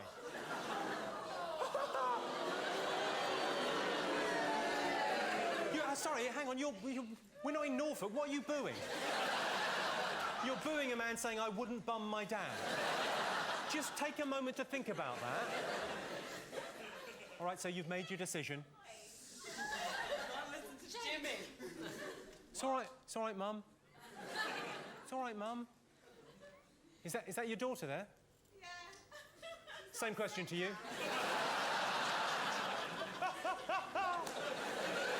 Oh, I love my job. At what point did you think as a family this would be a good show to go and see? Never mind that Lion King bullshit. Let's bring the kids out to see a proper show where we openly discuss incest. The best response I've had to that, someone went, not again. 80% of personal ads say good sense of humour required. And the reason 80% of personal ads say good sense of humour required is because everything else in the personal ad is a lie. You turn up on the blind date, she says, I know I said I was petite and pretty, but you've got to laugh. You think, yeah, I notice it also says you enjoy long walks, which is handy because you can fuck right off.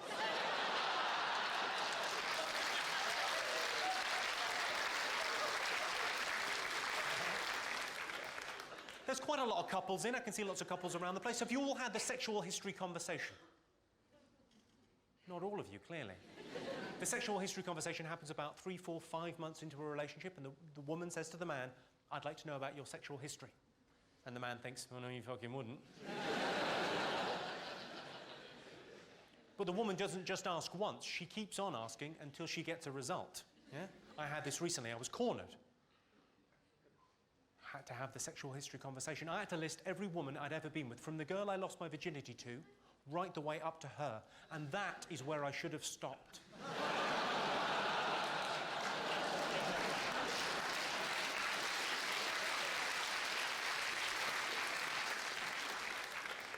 Are you all familiar with the Spider-Man, yes?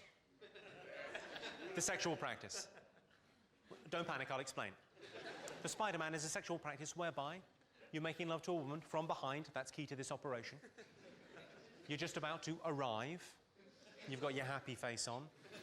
You look like a turtle shitting. You pull out, catch, Spider-Man!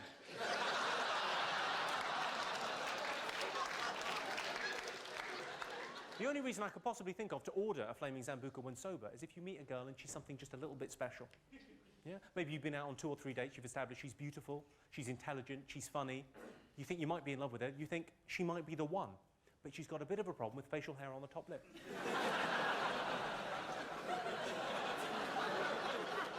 That can be an awkward thing to bring up. Much better, I think, take her out for a drink. 2 flaming Zambucas, please. No, they're both for you. You know, and you drink flaming Zambucas as well? Whereabouts are you from? Oh, of course. Sorry, I'm sorry. I'm terribly sorry. I was asking kind of a London audience, do you drink flaming Zambucas when sober? If I thought there were people in from Newcastle, I would have said, what do you like to drink to get you in the mood for a fight?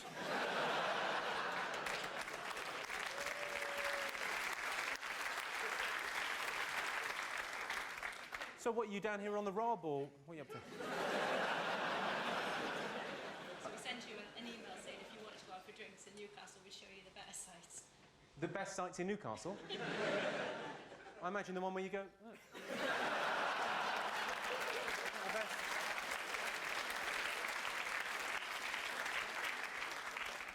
I know this isn't particularly PC, but I still can't forgive the Germans for the way they treated my granddad during the war.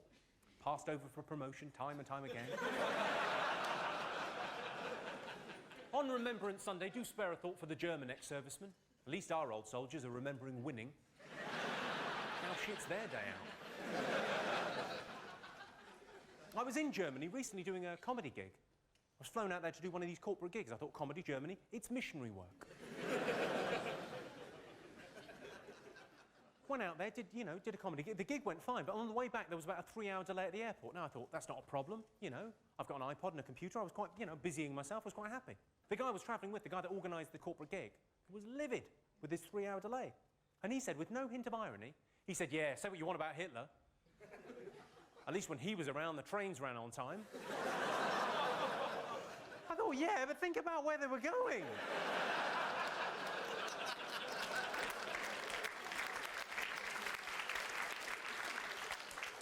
Fucking mental. I should, I suppose, point out at this early stage in the show that despite my dress and general demeanour, I'm not gay. Unless you're from Newcastle. And by gay, you mean owns a coat.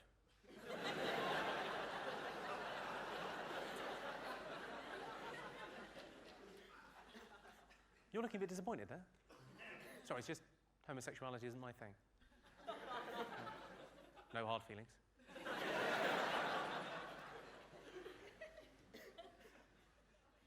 Sorry, I don't want to spoil the mood. I'm not, I'm not homophobic.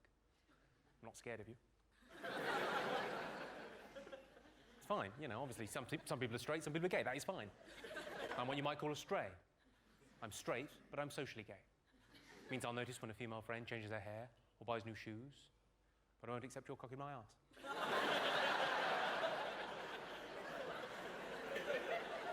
It's less of a joke, it's just something I wanted to make absolutely clear. I get the feeling from that look on your face that I may have misjudged this situation. You either look hard or gay. Hopefully not both. You look as if you want to take me outside. I'm not entirely sure why. Suppose either way I'm buggered. As I'm sure you all will have ascertained, I'm quite middle class, and I'm from the home counties. So I don't have an accent. This is just how things sound when they're pronounced properly. Not that there's anything wrong with being working class these days. Being working class is very much like masturbation. It's nothing to be ashamed of. Of course, it's nothing to be proud of either. And both give you calluses on your hands. Sting, the popular singer, Sting's often bragging about his 8-hour-a-night sex sessions with his wife, Trudy. Imagine how long he'd be able to keep it up if she was a looker.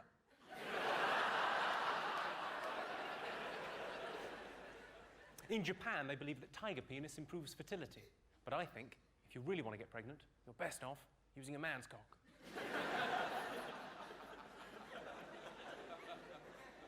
My best mate's girlfriend is 6 months pregnant. They said, "You want to feel the baby?" On reflection, I think they meant on the outside.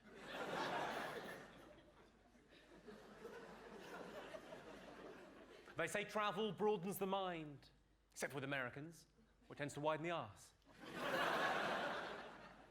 A lot of people quote the fact that only 10% of Americans have passports. The thing is, they say it like it's a bad thing. Don't get the wrong idea, I've got nothing against Americans. Just one came up to me after a show a couple of weeks ago and said he thought I was patronising. I said, well, I think you'll find that's pronounced patronising. It means when you talk down to someone. Don't worry, I'm not being condescending. I'm far too busy thinking about important things you wouldn't understand. I'm not sure if you're aware of this. Did you know you're 10 times more likely to get mugged in London than you are in New York City? It's because you don't live in New York City. Sex education is extremely important. Telling young kids about the birds and the bees, absolutely key. 3 quick things to remember. Firstly, you should know the children you tell. Secondly, there is a level of detail that is considered too graphic. 12-year-olds don't need to know about women and such. Thirdly, and perhaps most importantly, you should only ever tell them.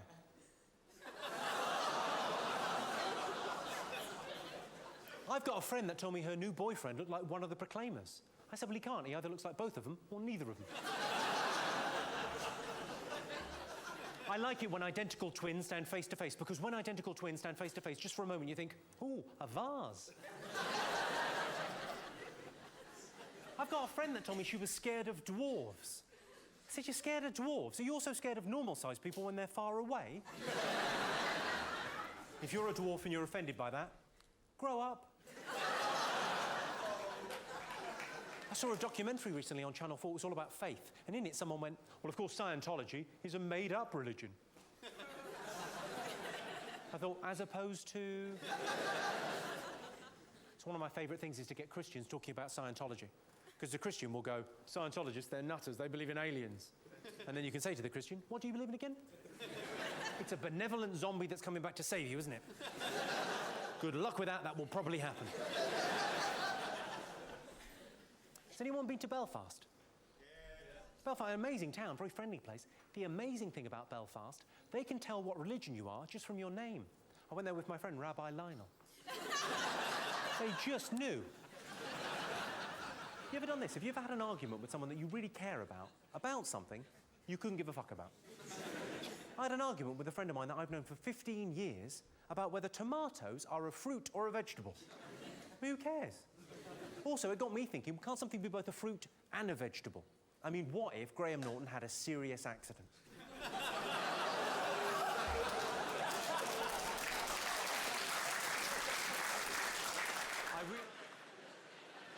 That's me being cynical, but that's this job. Being a stand-up comedian, I think, makes you a bit of a cynic. Has anyone in here actually seen a ghost? Well, go on, what did you see, madam? Tell us the story. And there was no one there. Go on, what did you see? I'm not... I make you nervous. You've seen the undead. And I make you nervous. Doesn't really show me in a good light, does it? Go on. Where were you when you saw the apparition? You were in a friend's house. Right. Her stepfather was what, sorry? I think I may have cracked this case already. There's a stepfather involved. Was there ectoplasm? Go on, what happened? Were you upstairs? Were you... You were in his son's bedroom? Of course you were, love. Go on.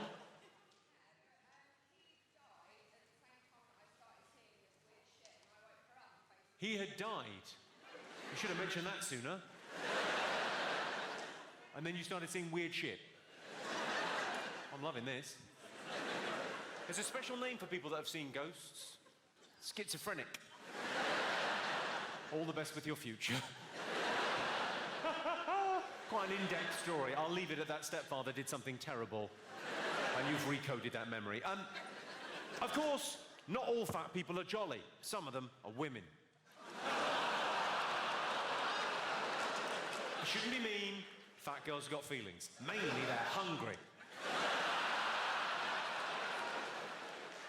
It's only a joke, isn't it? It's only a bit of fun. I told it the other night and a girl got up and walked out. Well, waddled out. I presume offended, possibly just peckish.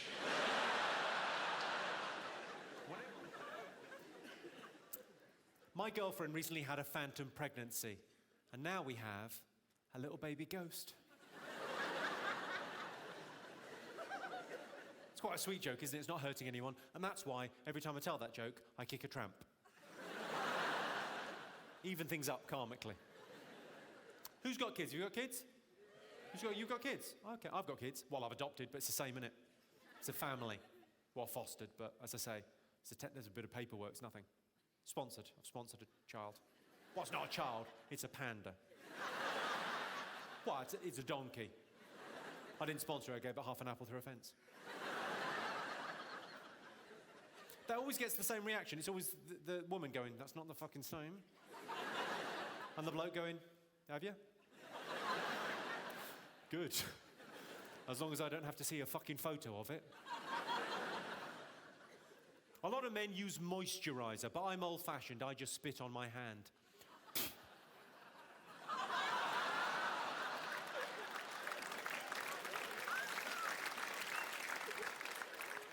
What did you think we were talking about? Oh, come on, don't give me that look. We've all been there. Come on, love, the film starts in 10 minutes. We haven't got time for your fancy foreplay or your expensive lubricant. We're going to be buttering the baking tray the old-fashioned way.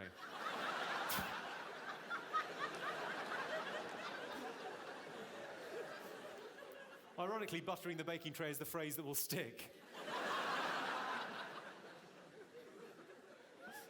So you've just given him a look as if to say, I thought you invented that. How does he know what we do? Flavoured condoms. Has anyone in here had any dealings with flavoured condoms? A few of you. The girl from Dundee's thinking, I thought that was one of my 5 a day.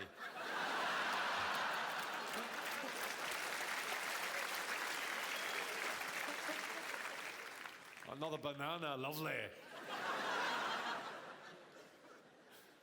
My point on flavoured condoms is they are a waste of money, okay? Turns out my girlfriend doesn't have a sense of taste in her front bottom. Or back, which is just as well if you think about it. Well, don't think about it. Let's do some improv, ladies and gentlemen. All I need is suggestions from you. Right, I need a historical figure. Nelson. Nelson? Oliver Noddy.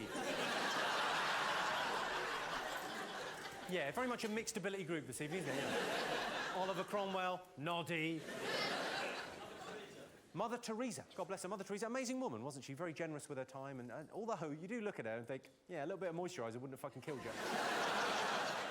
So I'm all for helping the poor, but just oil of Ulay, take the edge off that. Fuck me, it's like a saddlebag. She looks like my balls. I'm joking, my balls are in significantly better kit than Mother Teresa's face. Henry, all right, let's go Henry VIII.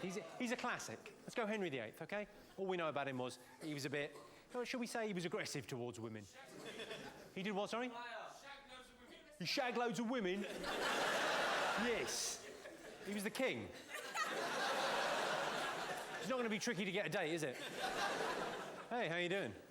I'm the king. Do you want to see me cock? And the crown jewels. Easy. OK, so let's go Henry VIII. I need an accent.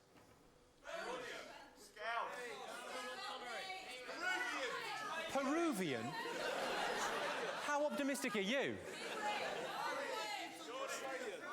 Australian. I can do Australian. Are you? Are you get fucked? Are there Australians in? Well, what am I talking about? Saturday night, they're working behind a bar.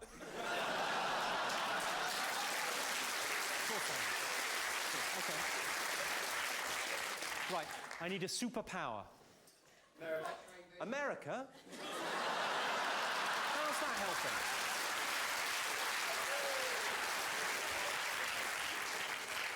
No! Oh. The understanding of women. How old are you, sir? You seem jaded before your time. You're 17. How can you not understand 17-year-old women? All you need to know is that. Right. It's easy. Do you know how to buy cider? Cider, wait to ripen, and bang. And then off to play on the PlayStation. And if you get good enough with the PlayStation, you can bring her off in about half a minute. A bendy cock? Oh, yeah, that'd be handy, so I can fuck things round corners. It's like extra long arms. Like extra long arms? Big veiny... It's what, sorry? Inspector Gadget. Like Inspector Gadget? Have you ever seen an episode of Inspector Gadget? It's good. Yeah, it's good. I don't think that was Inspector Gadget. I think you were abused as a child. I'm just going to get out my special arm.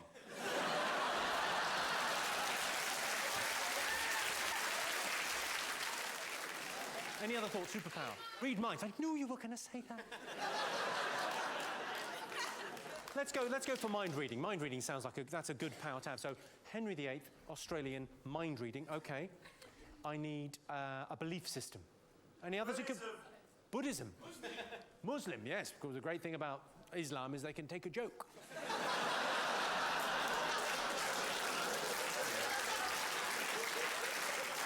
I think I might leave that one for the farewell tour.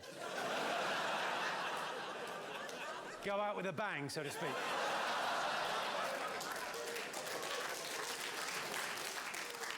Any other belief systems? Creationism. Creationism's quite good. The crazies that believe that everything was built in 7 days, is it? Yeah. Any creationists in? No. Not really my target audience. People that amazingly naive. God love them. Or Americans, as we call them. Okay, so a creationist, Henry VIII, Australian accent, superpower, what do we go with? I knew that. You just had to think it, and I would have got it. Okay, finally, I need something you find in a kitchen.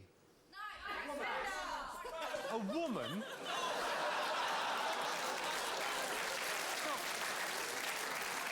It's not 1974. You can find in a kitchen, a woman. She'll have my tea on. Your mum? Who said your mum?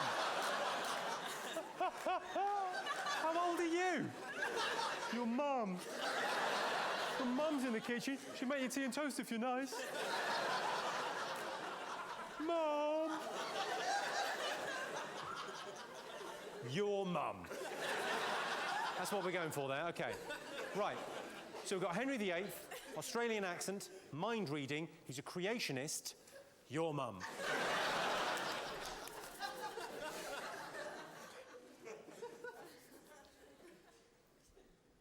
Should we leave it there? Genuinely. That is all the improv I do. That's my favourite bit, the bit where people shout out suggestions. The actual play bit at the end, I always think, is a bit shit. I'm always suspicious they might just be making that up. You actually look disappointed as an audience now. You're like, oh, I thought it was going to be really good. The Aussie Henry VIII and his mum. Oh, yeah, do you want to get married? I can read your fucking mind.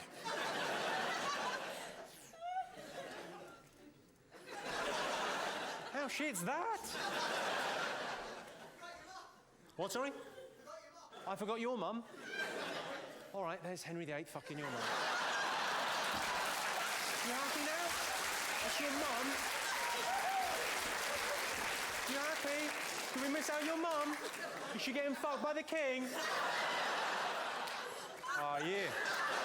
All right, Sheila? Yeah, take it, you bitch. Yeah. I know you like it. I can read your fucking mind. You happy now? Why now? My girlfriend said she wanted me to tease her. I said, all right, fatty. Things don't always work out the way you think. I always thought it was going to be my mum that would catch me masturbating. Think you're shocked, imagine my surprise. According to official statistics, 1/3 of all accidents in the workplace go unreported. How on earth do they know? When I was a kid, I had an imaginary friend, and I used to think that he went everywhere with me, and that I could talk to him and he could hear me, and that he could grant me wishes and stuff. And then I grew up, and I stopped going to church. Well, that seems to have divided the room somewhat. There's two distinct groups there. There's people that thought that was funny, and then there's a larger group who will be going to heaven.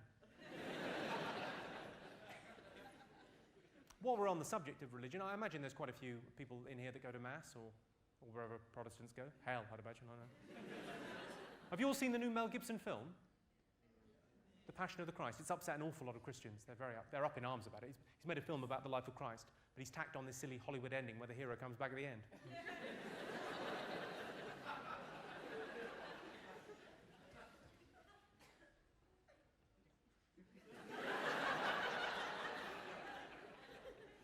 Does she love the little baby Jesus, or... Does she love the little baby Jesus or not? She's going for a wee. Is it a wee or a poo? Should we time her? It's always a bit embarrassing, isn't it? When people say they hear voices in their heads, as opposed to where exactly? Hearing voices in your legs. That's properly mental. I saw an advert for adult literacy classes in the newspaper.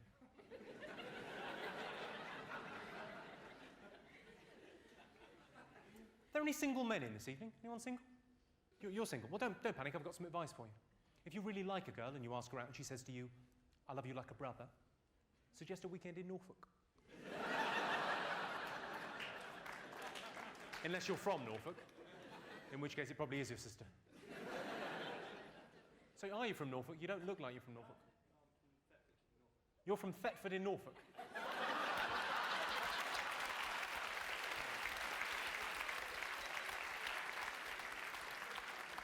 And is that your sister, girlfriend, both? So, and you're here with your sister?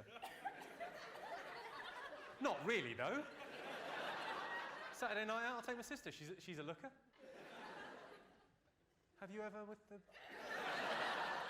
I'm only asking. Do you think your sister's attractive, can I ask? Do you think she's attractive or not? She's okay. Did you give her one?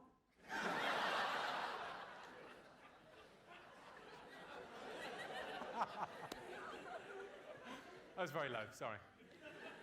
What about you, love? I can't believe that. He's from Norfolk, and he's brought his sister. It could scarcely be better.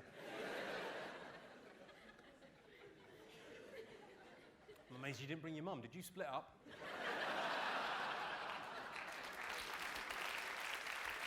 No, I love my job. I love telling jokes to people, but essentially what I do for a living, I'm a jester, I'm a clown, I'm a fool. Sometimes I want to be taken a bit more seriously, so I'd like to take a 5-minute time out from telling you jokes, and I'd like to throw some ideas at you, some thoughts that I've had, ladies and gentlemen. But to help me with this, I'm going to bring on a trio of jazz musicians. What? I am. Can I get some jazz musicians, please? Thanks very much. Appreciate it. These aren't jokes, ladies and gentlemen. I'm just going to throw some ideas at you, some thoughts that I've had. Right. Imagine, ladies and gentlemen, imagine we're sitting in a cafe on the left banks of the Seine. You know, one of those smoky cafes, we're smoking gauloise, we're drinking absinthe, we're just chatting, shooting the breeze, ladies and gentlemen. Just talking about love and life and ideas, thoughts, yeah? Not just jokes, ideas, yeah? Let's have a little bit of jazz, just to set the mood, yeah? Oh, that's lovely, yeah.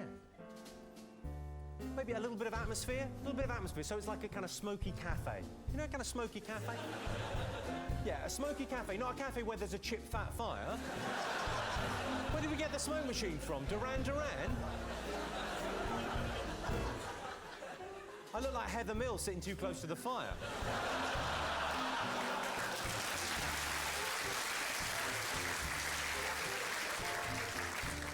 What happens if you spill carpet cleaner? If an amnesiac got Alzheimer's, would they forget they couldn't remember anything? What size do you think the Queen's bed is? If you walk backwards in flip-flops, are they flop flips? Venison's dear, isn't it? Do gypsies ever go on caravanning holidays? I'll ask. The Asterix cartoon character, Asterix. I wonder how rude is his real name. If you were a necrophiliac paedophile that was into bestiality, would you fuck omelettes?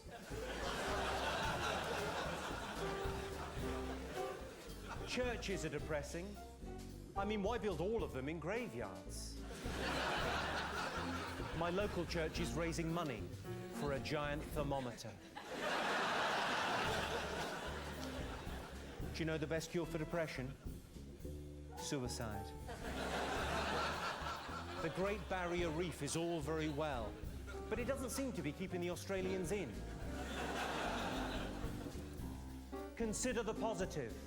You're never alone with schizophrenia. If you're schizophrenic and you're offended by that, you can both fuck off. Sometimes at self-service restaurants or buffets, I tip myself.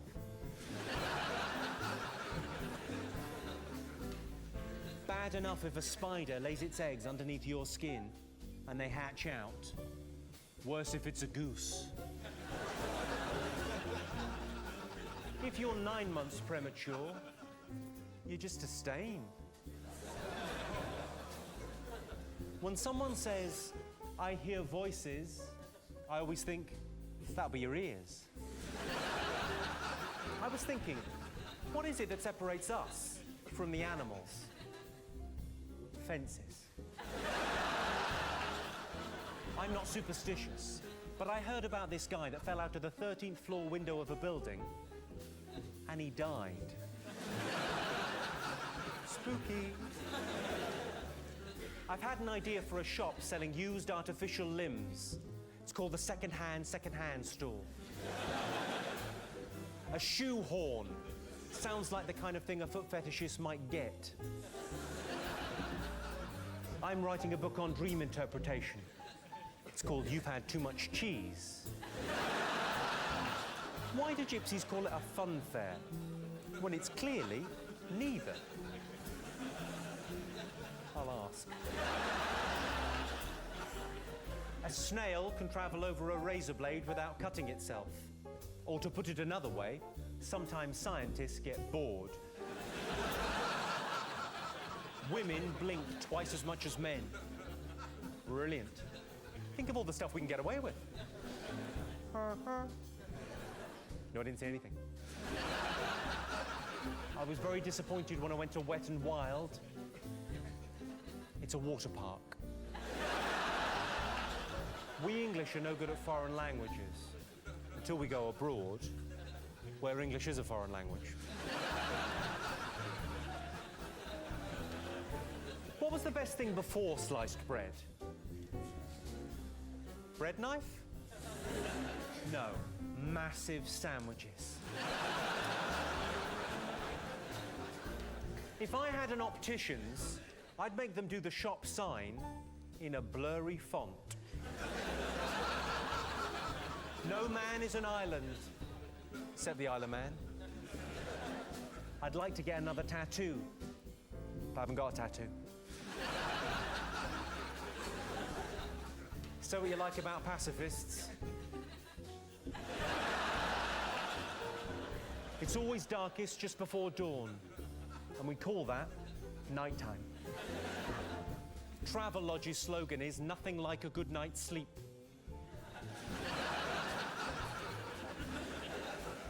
There's a thin line between obsessive and compulsive. It's a hyphen. I was going to leave my body to science, and then I thought, no, I'll leave it to geography. Why do you never hear about anyone being given 5 months to live? Some men never tell their dads that they love them, and I guess that's just because they're not gay. People have skeletons in the closet, and gay men come out of the closet. Do you think that gay men are coming out of the closet because they're scared of the skeletons? Confucius said, how do you know you're a man dreaming you're a butterfly and not a butterfly dreaming you're a man? How do I know I'm not a butterfly? I drove here, you twat. Scientists have discovered a cure for the fear of flying. 22 hours on a coach.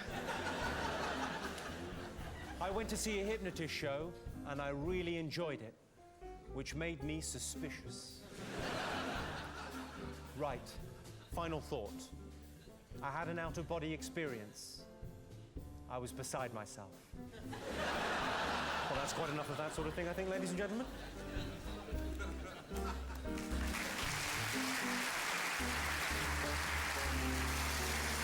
The trio there. Thank you very much indeed, gentlemen. Cheers.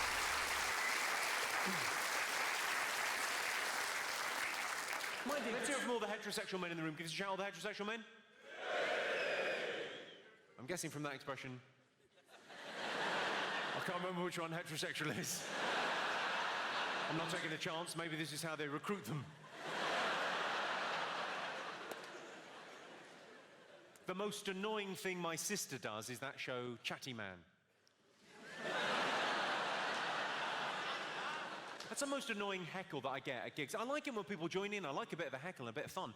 But the most annoying one I get is when I've set up a joke, just about to do the punchline, and someone goes, invariably it's the same thing. It's always, where's Alan? Where's Alan? It's not my, like, bête noir. It's just a bit annoying. Where's Alan? Who's at your house fucking your dad?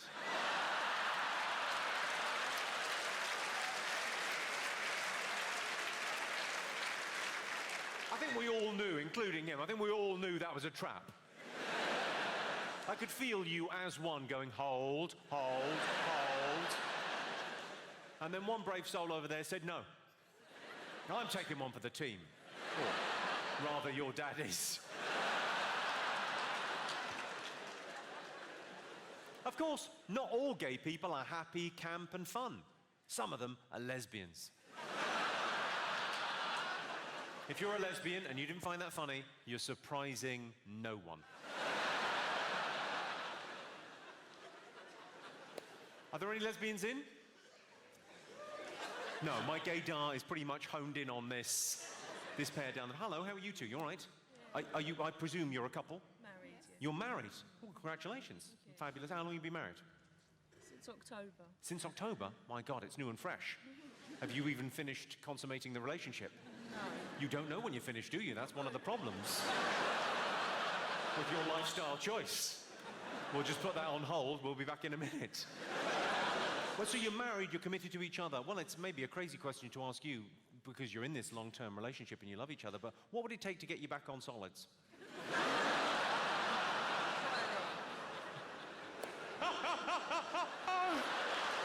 She's a definite no and you're a maybe. Okay, good. Oh, I love my job. I tell you what, I'm going to do a test and see whether we've got any other sisters in the room, see if there's any other lesbian sisters. Like I'm a lesbian, I've got the haircut, come on. I look a bit like K.D. Lang, I could get away with it. I'm going to test the heterosexuality of the other ladies in the room. Just a simple question to test this. Ladies, have you read 50 Shades of Grey? You've all read that book? You love that book. I would describe 50 Shades of Grey as the ultimate flick book.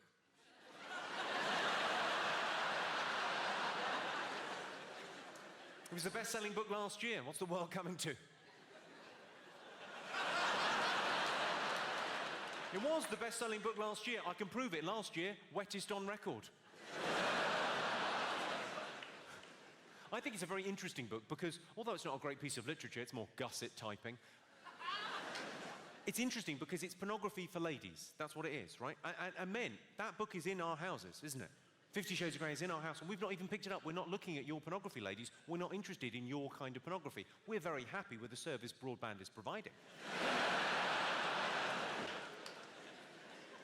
Ladies consume pornography in a very different way to men, and the genders are very different in our consumption of pornography. Here's a fact, gentlemen, that will blow your minds about women's consumption of pornography.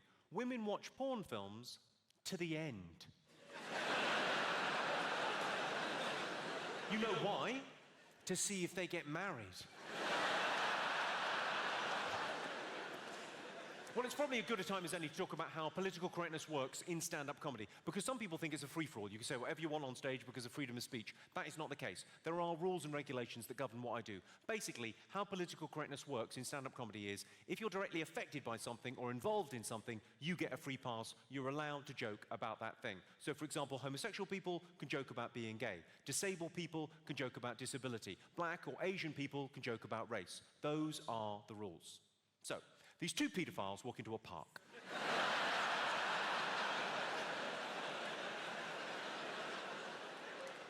Child abuse, there's a touchy subject. I saw a headline in the paper. It said, "Please smash paedophile ring." I thought, good, let's see how they fucking like it. Have you all seen that incredibly powerful commercial where every time a famous person clicks their fingers, a child dies? I was watching that, I couldn't help thinking, stop clicking your fingers.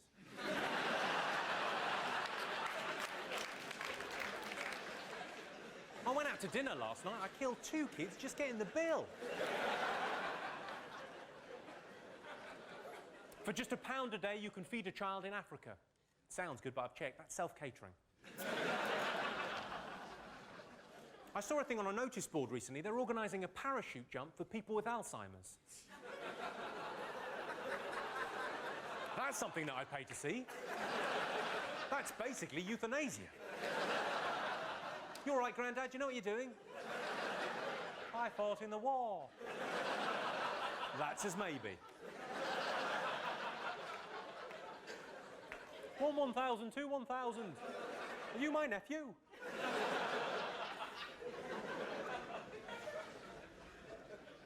I've done quite a few charity gigs over the past year. I did one in this very room. It's for a charity which I now know is called Laughter for Leukemia. Now, I'd had a long day and I turned up late and, you know, I made a mistake. I said it's lovely to be here laughing at leukemia. Skinheads down the front didn't like it.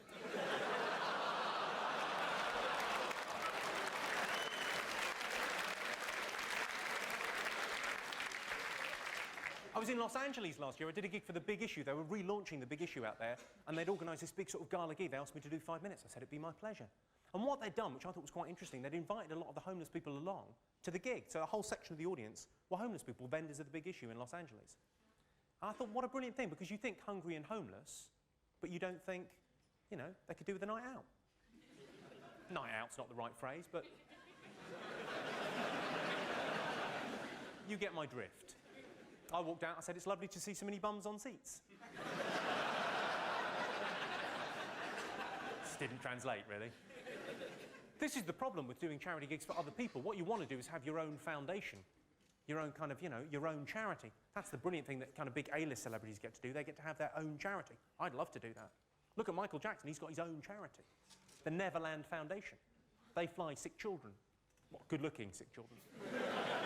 They fly good-looking sick children who look as if they could keep a secret into the Neverland Ranch, and they give them massive cash payouts. Valuable work. Who here, while we're on the topic, who here thinks Michael Jackson's innocent? Person down there? Quite a lot of people here? Who? Go on, show of hands. Hands right up in the air. Quite a lot of you think Michael Jackson's innocent. And do you know what? You've got morality on your side, because he was found innocent by a jury of his peers, albeit Americans. Still counts.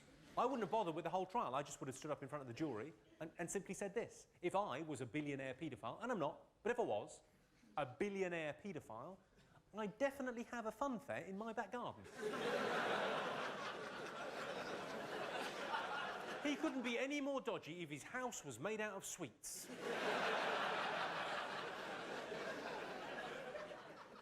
Who here's got kids? Who here's got kids? You've got kids? You've got kids? Would you let them play at Michael Jackson's house? No? No. You would? You look like quite an old fella. How old are your kids? In their 20s, yeah.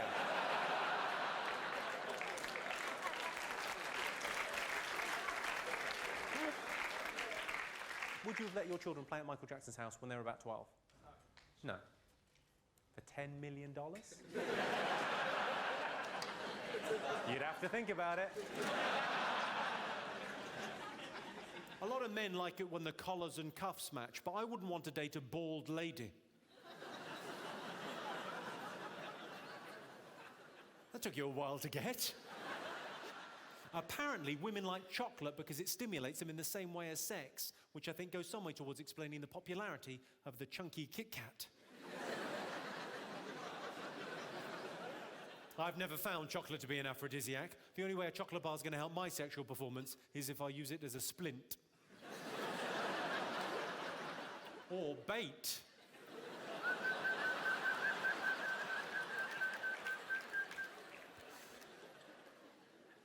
I've got a friend that took me to one side recently. He said, what does it mean if on a first date a girl puts a cheeky finger up your bum whilst filleting you? I said, it means there's going to be a second date. It's been a pleasure talking to you this evening, Glasgow. Firstly, thank you so much for coming out to see the show. I really do appreciate it. Well, thanks so much. I mean, it's been lovely.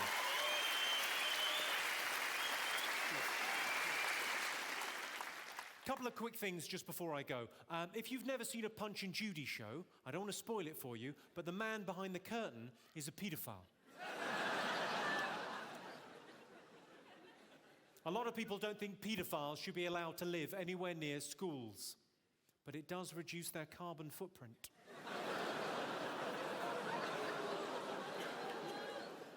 Final thing, if you're scared of paedophiles, grow up.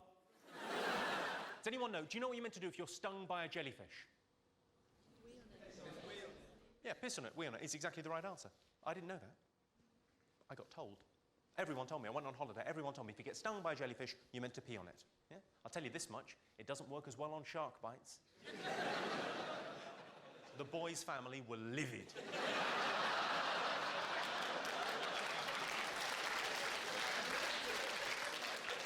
Apparently, once they've been dead for a couple of hours, there is very little you can do. No amount of piss is bringing them back. It is true, urine can be used to disinfect a wound. It's often taken the wrong way. That's why I no longer work with the St. John's ambulance. Come here, love, that looks nasty. It's apparently not what anyone wants to see. Oh, on that same subject, I've got a little time-saving tip for the gentleman in the room. I don't wash my hands after I pee. What I do is I wash my cock in the morning, then I'm good for the day. Sometimes it's the best bit of my day. I am very thorough.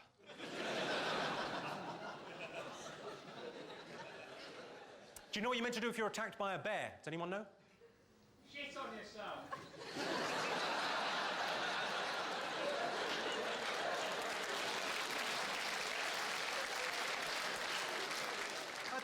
I have a feeling that might be quite involuntary. That sounds like advice given by a forest ranger trying to kind of go, well, no, that's the procedure. I saw the bear coming at me, I thought, I suppose you could try and piss on it. Although I think if you whipped it out in front of a bear, it would think, oh, an hors d'oeuvre. Any other suggestions as to what to do if you're attacked by a bear? Make yourself big. Make yourself big. Yes, make yourself big. Go and grab something to eat. Work out a little. Maybe buy one of those puffer jackets. Get back to the bear as soon as you possibly can. Do you mean go like that? You're like an advert for natural selection. There's a bear coming at us. Don't worry, I'll handle this.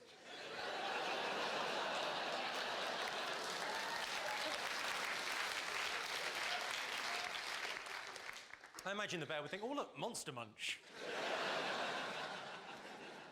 Look, novelty food. Any other suggestions as to what to do if you're attacked by a bear?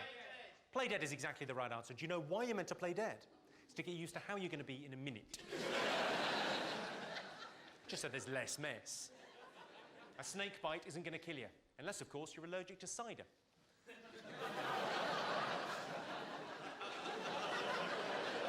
Well, that's a joke for the goths. Think about it, they're the ones that need cheering up.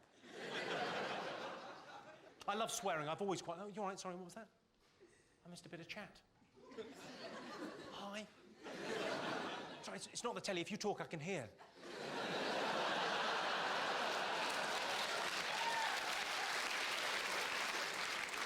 Now you're looking pissed off. You're thinking, I didn't press the red button, it's gone all interactive. What were you saying? Go on, say. I thought you were talking about snake bite drink. You thought... You just said, I thought you were talking about snake bite the drink. Yeah. What happened was... Okay, in a joke is like two stories, yeah? And the first story makes you make an assumption about something. So the assumption people made about snakebite in that joke was that it was a snake biting you. But that's the setup of the joke. So you made the assumption he's talking about a snake biting someone. In the second part of the joke, often known as the punchline, what you'll find is that rug will be whipped from under you, and you'll realise that the assumption you made was erroneous. Suddenly revealing a fact that was previously concealed is the nature of all one-liners, madam.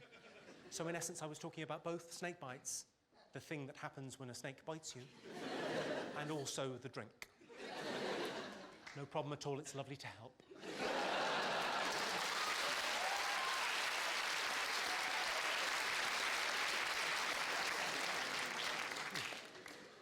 It's nice to have you here this evening, because I think one of the charity gigs I did helped pay for the minibus that brought you here. So, Nice to see that money wasn't wasted. I'll come back over here. The best way to impress a woman is to compliment her. As in, Carr, you're a fast runner, you nearly got away.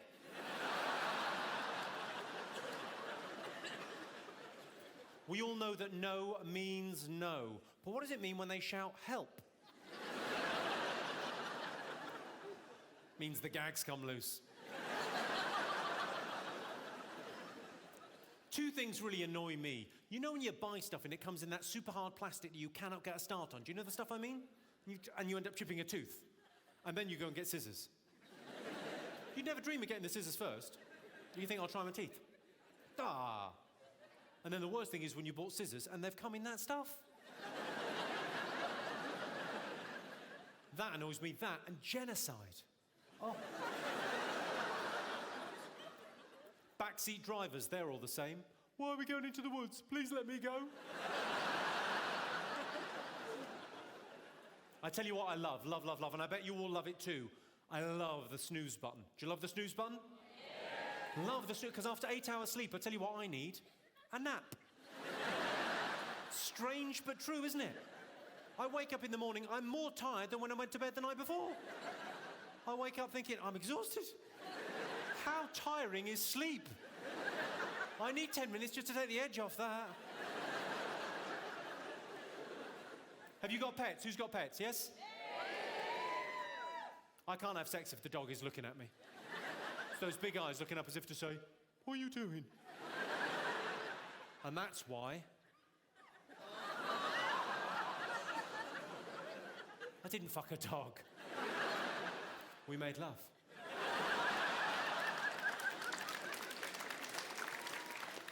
I'm a typical guy. I love all sports. Pilates, hopscotch, conkers, you name it. Any cricket fans in? Interesting fact about cricket. Cricket was invented at Rugby Public School when some boys were playing football and one of the boys forgot the ball and they're all standing in a field and nothing happened.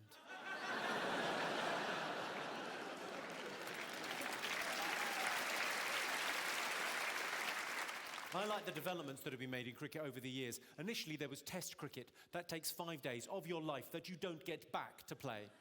Then there was one-day cricket, a vast improvement. Then 2020, that only takes 3 hours to play. I'm looking forward to cricket 1-1, and ultimately, cricket fucking 0, where no cunt plays cricket because it's fucking boring.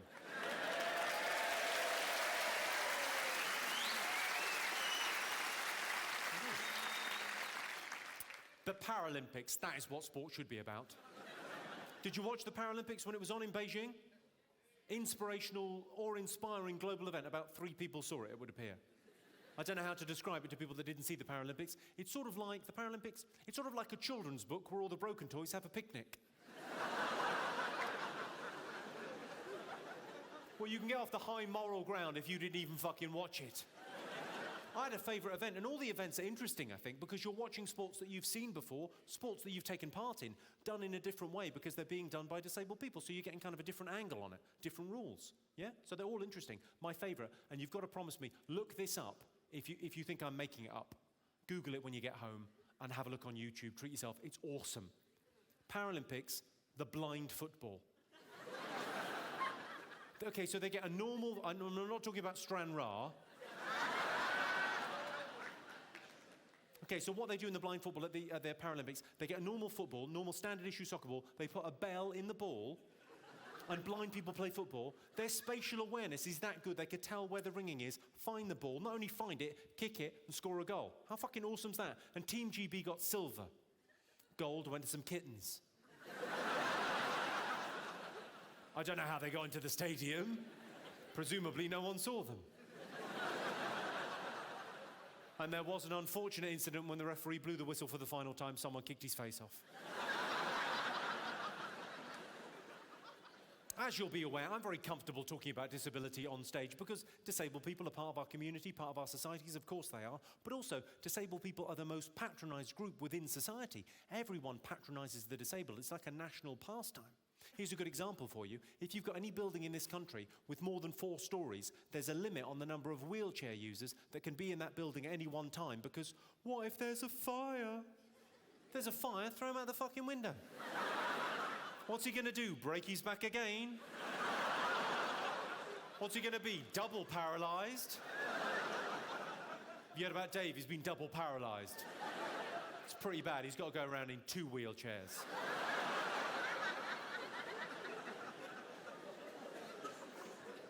I heard about a blind guy climbing Everest. I thought, well done, but what for?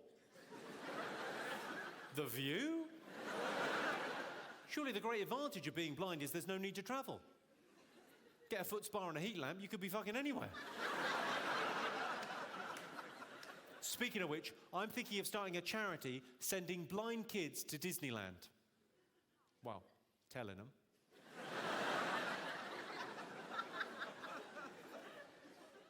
No, it's not the same, but my dog's gone, well, he's lost an eye, and he's got, well, the vet reckons he's got about 30% peripheral vision in his remaining eye. Who thinks I should get the vet to put him down? No. Canal it is. If he'd wanted to live, he would have won the fight with a badger. I did a gig for the Aisling Foundation. Does anyone know the Aisling Foundation? No. Well, they're quite a small charity based in London.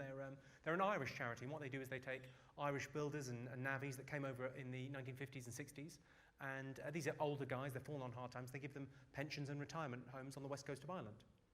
And I did a gig for them, I thought it was a great charity. I went out there, I said, it's lovely to be here supporting the Aisling Foundation. I've got a new slogan for you. Fuck off home, the roads are finished.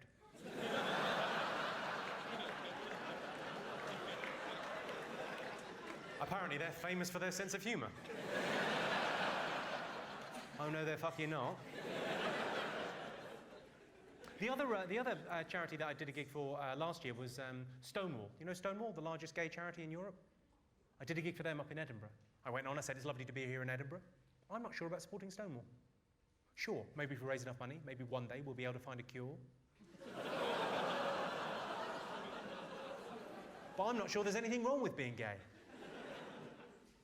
That was pretty much their reaction. Although they were slightly more theatrical.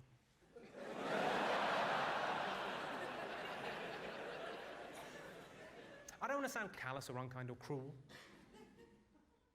but the Children of Courage Awards.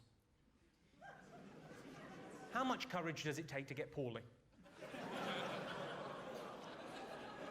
All I'm saying is, maybe we could just change the name to the Children of Horrible Misfortune. That way we could include ugly children as well. If anyone's sitting there thinking, I really didn't like that joke, I don't like the subject matter, I didn't think it was very funny. Imagine how it went down at the Great Ormond Street Gala.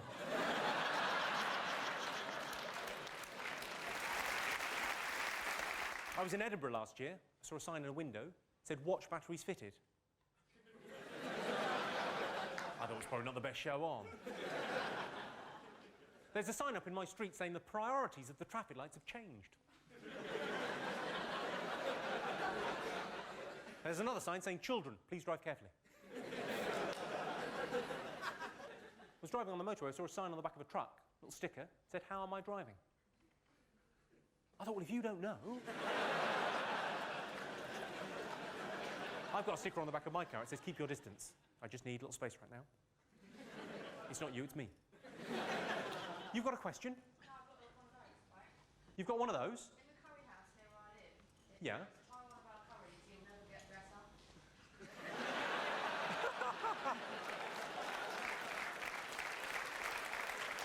That is fucking brilliant.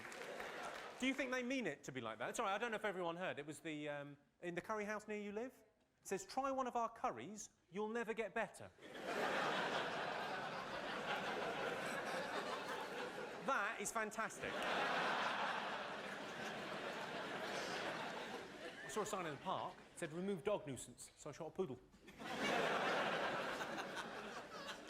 I was in Australia, I saw a sign, it said, convenience store, 75 miles. No, I'm not even going that way. My favourite road sign of all time, it's a red triangle, and it says underneath falling rocks, and inside there's pictures of falling rocks. What am I meant to do with that information? It may as well just say random accidents ahead. Life's a lottery, be lucky. I think we've established so far, I'm not a prude. I don't mind talking about sex, and I certainly don't mind swearing. No problem with any of that. But I'm genuinely offended by an advert that's on TV at the moment. It's for a brand of thrush treatment. It's Caniston or Gaveston. It's one of the two. I can't remember. Which one? Is it Caniston or Gaveston? Which one? Sorry. Thank you, ladies with thrush.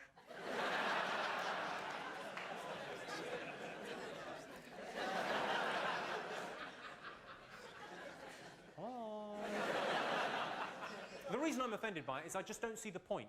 Who's watching that and thinking, this is a well-made commercial?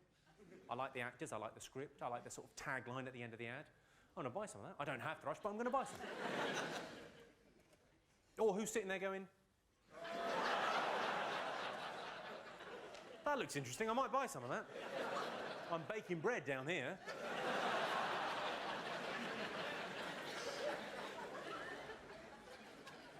It's all very well going on a round-the-world trip on your holidays. Where are you going to go next year? I had a survey done on my house. 8 out of 10 people really rather liked it. If you're not part of the solution, you're a solid or a gas.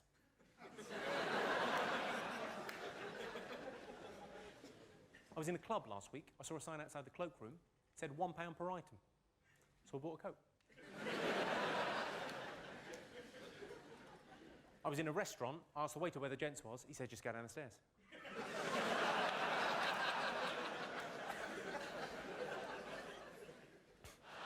Have we got any teachers in this evening? Give us a shout, any teachers? Oh, loads of teachers in. You work bloody hard, don't you, teachers? Half the year, 5 hours a day. I'm not knocking it. I could never do what you people do for a living. Not because it's difficult. I wouldn't pass a CRB check. I've actually got a bit of a soft spot for teachers. I used to go out with a teacher and she was lovely. But if ever I wanted sex, she always insisted to put my hand up first.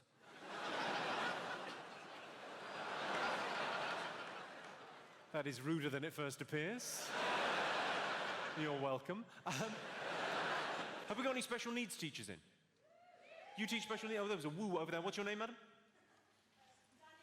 Danielle, very nice to have you in. All I was going to say about special needs teachers is you are the best and the brightest, in my humble opinion, the best and the brightest teachers. Because I can prove it. We all know teachers socially, yes? Everyone knows teachers. And teachers are always moaning on about, oh, I've got homework to mark this evening. Not you, hey, Danielle? You're not grading potato paintings, are you? Fuck it. Your evenings are your own. Fair play. Is that a little yay? See the other teachers looking, oh, fucking annoyed. I didn't think of that. What, sorry? You used to teach at my school, at Burnham Grammar. Did you? Not when I was there, surely. No, unless you moisturise a lot. Where are you from? You're from Belfast, right? Ginger and community. I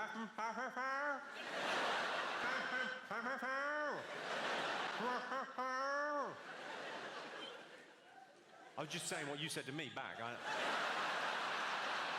Oh, how come you're teaching over here then? Are you in the witness relocation scheme? What the fuck happened? Fucking grass.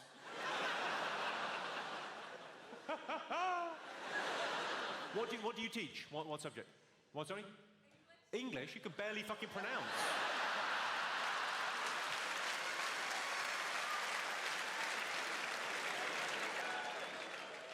I did Countdown recently, the TV show, not Dracula's Special Needs Brother. One for the staff room.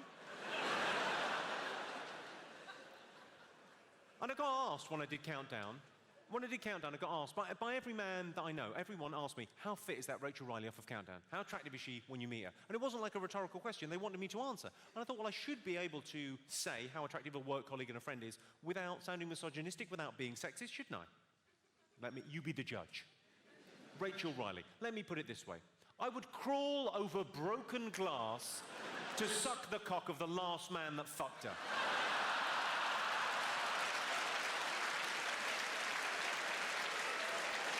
I don't think that's overstating it. I'd like to fuck her brains out, take ages.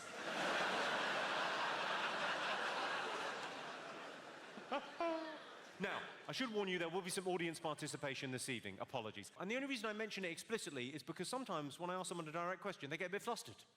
I think it's because they're used to seeing me on TV, so then when I ask them a direct question, they get a bit, what the fuck is going on? I didn't press the red button, it's gone all fucking interactive. I got a guy wonderfully flustered the other day, front and centre where you're sitting there, and out of nowhere I went, are you married or single? He went, single. And the girl next to him went, he isn't. How could you fuck that up? There was a lovely little pause and he went, I think I might be single now. Has anyone got any other questions this evening? Anything else you'd like to know? Why do I get my suit? I get all my clothes from High and Mighty. It's not to do with my size or shape, it's my attitude.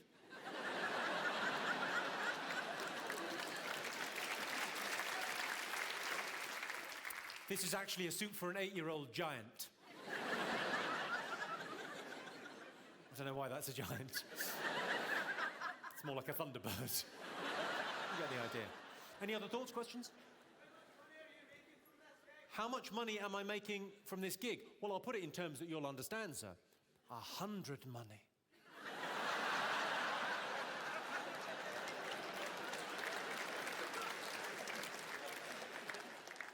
Go on, sorry, what was your question? What age did I lose my virginity? It was the 20th century. No, I lost my virginity. I was 26 when I lost my virginity. Now, I realise there'll be grandmothers in Glasgow thinking, well, that can't be right. Did he not have a sister? No, I was 26, but I tell you why I was 26. Because I was Christian growing up. I had an imaginary friend that I used to talk to. I know it sounds mental now, but I did.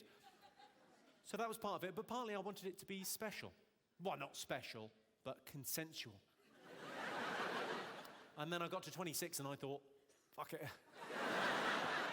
How much is a train ticket to Dundee?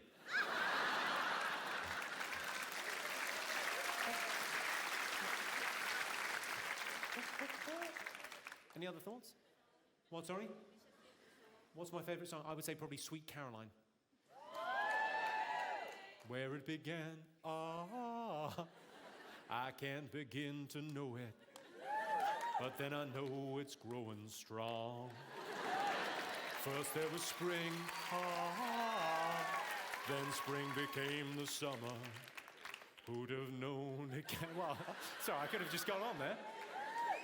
Hands, touching hands, reaching out, touching you, touching me. Da, da, da. Sweet Caroline, ba, ba, ba. Good times never seem so good. I'd be inclined, ba, ba, ba, to believe they never would. There, I'll do that. My favourite song.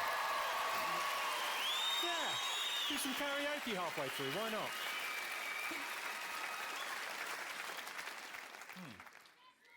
I like that, and I also like Baby Got Bat by Sir Mix-a-Lot. I like big butts and I cannot lie. You other brothers can't deny. My mother used to say to me, she was a very funny woman, my mother. She was a very kind of larger-than-life Irish lady. She used to say to me when I was little, she used to say, there are no strangers, just friends you haven't met yet. Don't talk to them. My dad took me to one side on my 21st birthday. He said to me, he said, Jimmy, the past is history.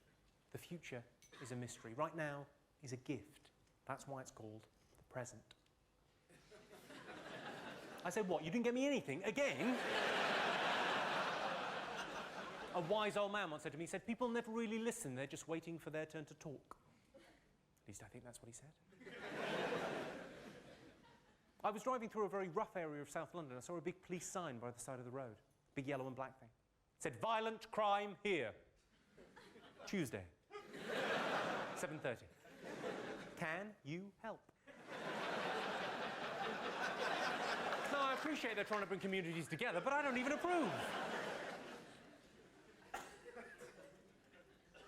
I had a thing happen to me a couple of weeks ago, actually. In North London, close to where I live. I was walking home about 11:30 at night, and this young kid, about 15 or 16 years of age, comes running out of an alleyway at high speed. He's all out of breath and panting and clearly in some distress. He says, help, help, me and my mate are being mugged. I said, all right, calm down, take a breath. Of course I'll help. My mate and I are being mugged.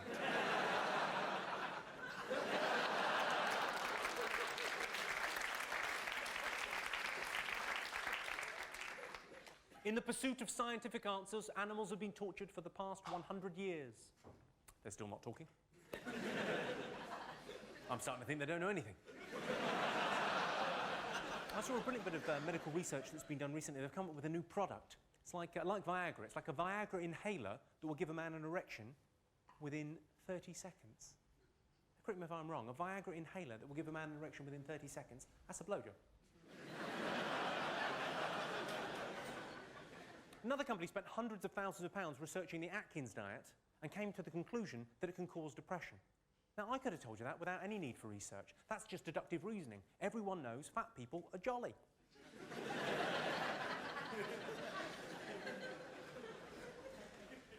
The British Medical Association are not above this kind of thing. They did some research saying irrefutably cigarettes can harm your children.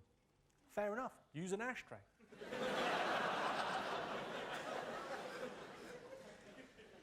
I worry about my nan. If she's alone in the house and she falls, does she make a noise?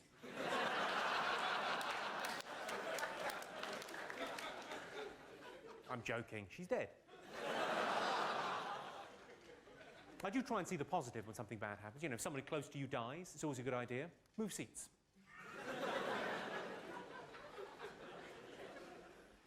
I remember when my nan was really ill in hospital, we went to visit her in Limerick, in Ireland. Went over to see her, and it was, you know, near the end, and the doctor came out, and he said to us, he said, oh no, she's very bad now. She can't breathe without oxygen. I thought, where did you get your medical degree? The internet? All I'm saying is every cloud has got a silver lining. You can always see the fun in something, even if it's, you know, something tragic and terrible. You know, we've all been to funerals, haven't we? We've all been to a funeral at some stage. It's a very sad event. But, you know, every cloud has a silver lining. You know, and a relative, an elderly relative at death's door is a day off waiting to happen. What's a funeral? It's about an hour. Tends to be in the morning. The rest of the day is your own. I don't want you to judge me, ladies and gentlemen, but when my nana died, we went bowling.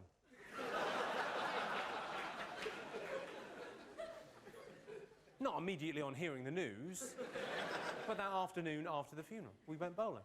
You know, life goes on. Not hers, obviously. She was in a box, on fire. I was on fire, 3 strikes.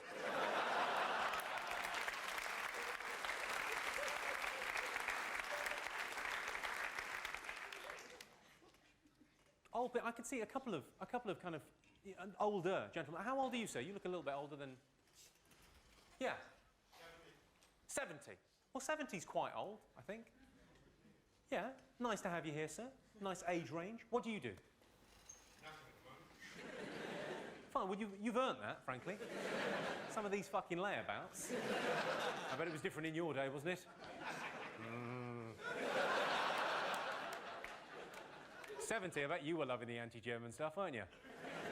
Yeah, fuck 'em.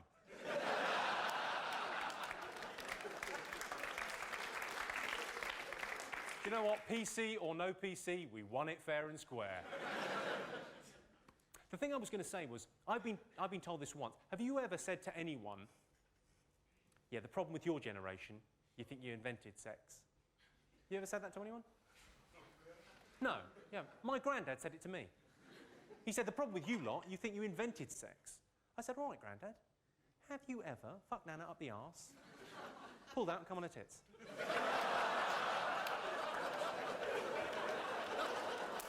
Turns out he had, that's what killed her.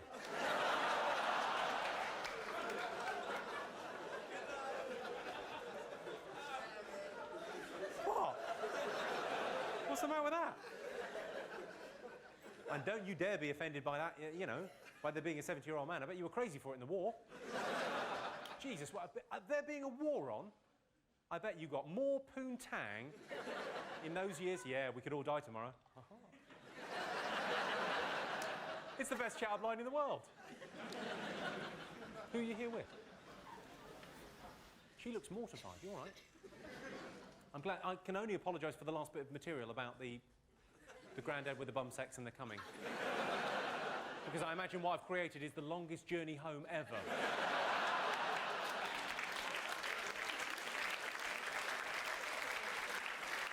Are you all right in the back?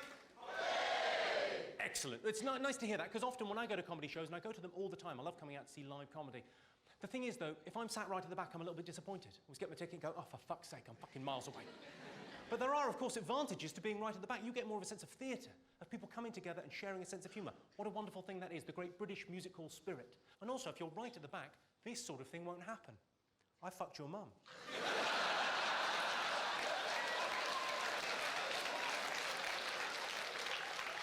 That's not going to happen to any of you. I've got nothing but respect for your mums. They're hard-working, decent women.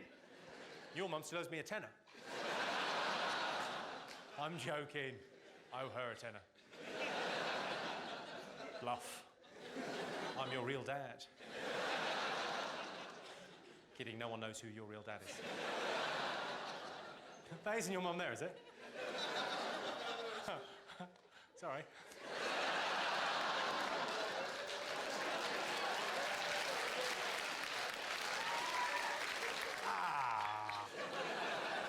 This is a bit awkward. Hello, sir. She's brilliant in bed, isn't she?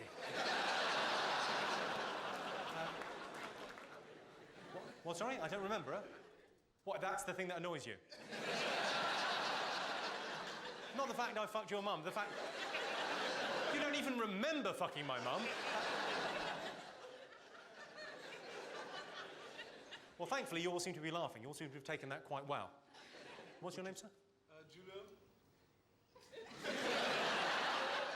Julio? Yeah. How did you know you were having a gay?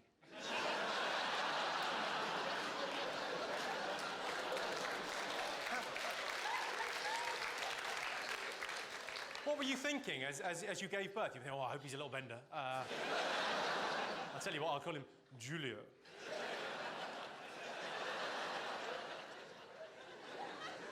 Is that your girlfriend, or beard, as I like to call her? Well done. It's almost like you're protesting too much. Sorry, you're clearly getting a bit of a hard time. But, you know, you're smiling through it because at a comedy gig you're expecting people to be a bit, you know, there's a little bit of banter. You maybe weren't expecting that. But you're expecting a bit of banter. The problem comes when you do this for 6 or 7 days in a row and then you find yourself back in the real world doing something a bit mundane on a Monday morning.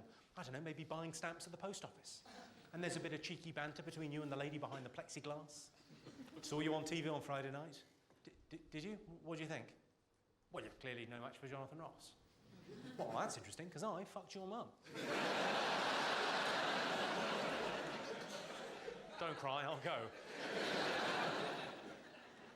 I saw a proper scientific survey. It said that women can tell if a man wants a baby just by looking at the shape of his face. Presumably, if it's like this, that means he doesn't want a baby. And if it's like this, it means the conception will involve a turkey baster. Well, that was my gay face. Was that not clear enough? Fine, have it your way. Sorry, I'd like to apologise for that mime. I neglected the balls. Why do I laugh like a sexual predator? I like the way that sexual predator sounds better in your accent than any other. A sexual predator. I don't know why I laugh like that. It's one of life's mysteries, in the same way as why you dressed as a gay lumberjack. We may never know. I like big, thick logs. Yeah. How big's my cock? Well, I'm not sure whether your mother would be comfortable discussing it, but it's...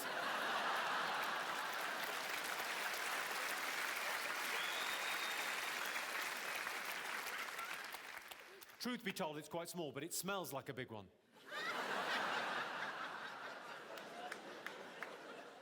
What, sorry? Where's the weirdest place I've had sex? His mum's bum.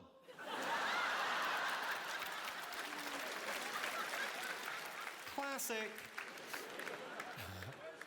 I'm joking, of course. It was his dad's. Any other questions, thoughts? Why do I look like Hitler? 999. Who said that? Sorry? Who?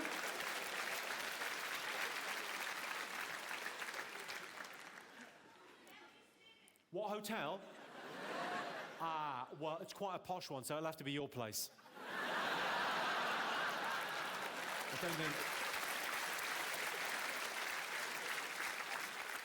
I don't think they'll let you in. They've got a policy on that sort of thing.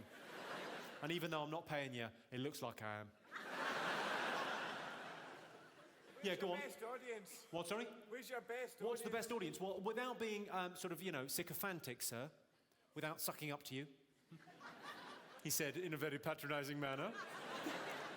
Glasgow's pretty good. I mean, that's why I'm recording the DVD here. But I don't know if you noticed the cameras, but it's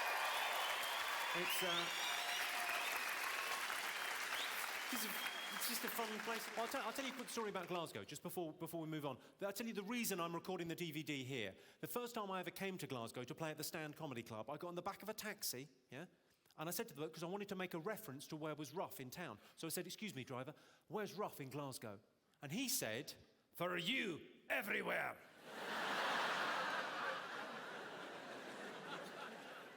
And then I was on stage later that night, on stage, and I told that story on stage, and all I said was, and I thought this was a comment that was beyond any kind of argument, all I said was, Glasgow is quite an aggressive town. And a guy down the front went, no, it fucking isn't it?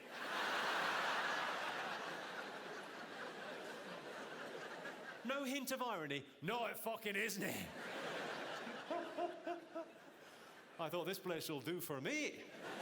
Might be a good time now, as we clear away our jazz trio. God love you for that, it was lovely. Has anyone got any questions for me? Has anyone got any? Got a criminal record. Have I got a criminal record? Yes, most rapes in an hour.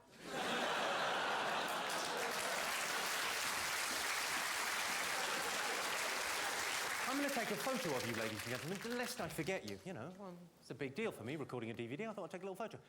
Yeah, go on, once. Is it right if your girlfriend wants you to watch her pee? She likes you watching her pee. I'm trying to get me to watch her. She's like, So, sorry. That's it. The question, I get asked that every show. It's weird that you would ask that. So, because she likes a lot of people to watch her pee. Is that your thing? You like people to watch you pee? Well, clearly, yes. He didn't say that for no reason, did he? Do you remember earlier when you said he was a pedo for making you dress up as a schoolgirl? I think it might be payback time. But surely you could just dress her as a schoolgirl and have her do a wee on you. That's fine. That plays into your whole pedo fantasy. Everyone's happy. Apart from anyone with any sort of sense of taste and decency. Who are frankly horrified by you too. What's your name, sir? Sam. Hi, Sam. What, sorry? Southwell. Yeah, definitely I need a surname for this. I'm not in charge of the register, don't worry about that.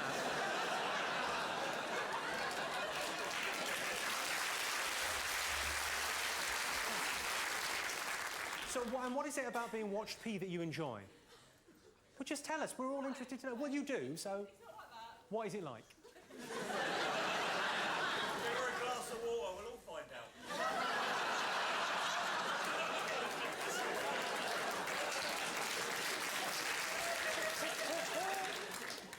I just think if you live with someone, you should feel comfortable enough to do anything in front of them. I'm all for that, madam, yes. Once you've been with someone, there's a level of intimacy that suggests that you would be able to pee in front of them or maybe shit on their chest. But some people aren't like us, baby. Some people don't think in the way, they're closed-minded. They've got a sense of, I don't know, appropriate occasion.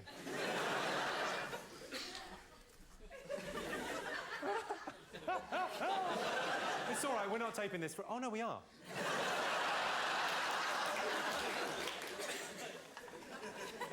Lovely golden showers.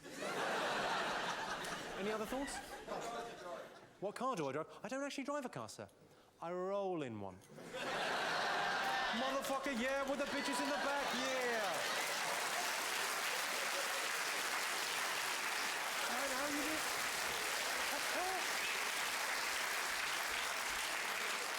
Any other questions, thoughts? What's your favourite type of cheese? What's my favourite type of cheese? Knob.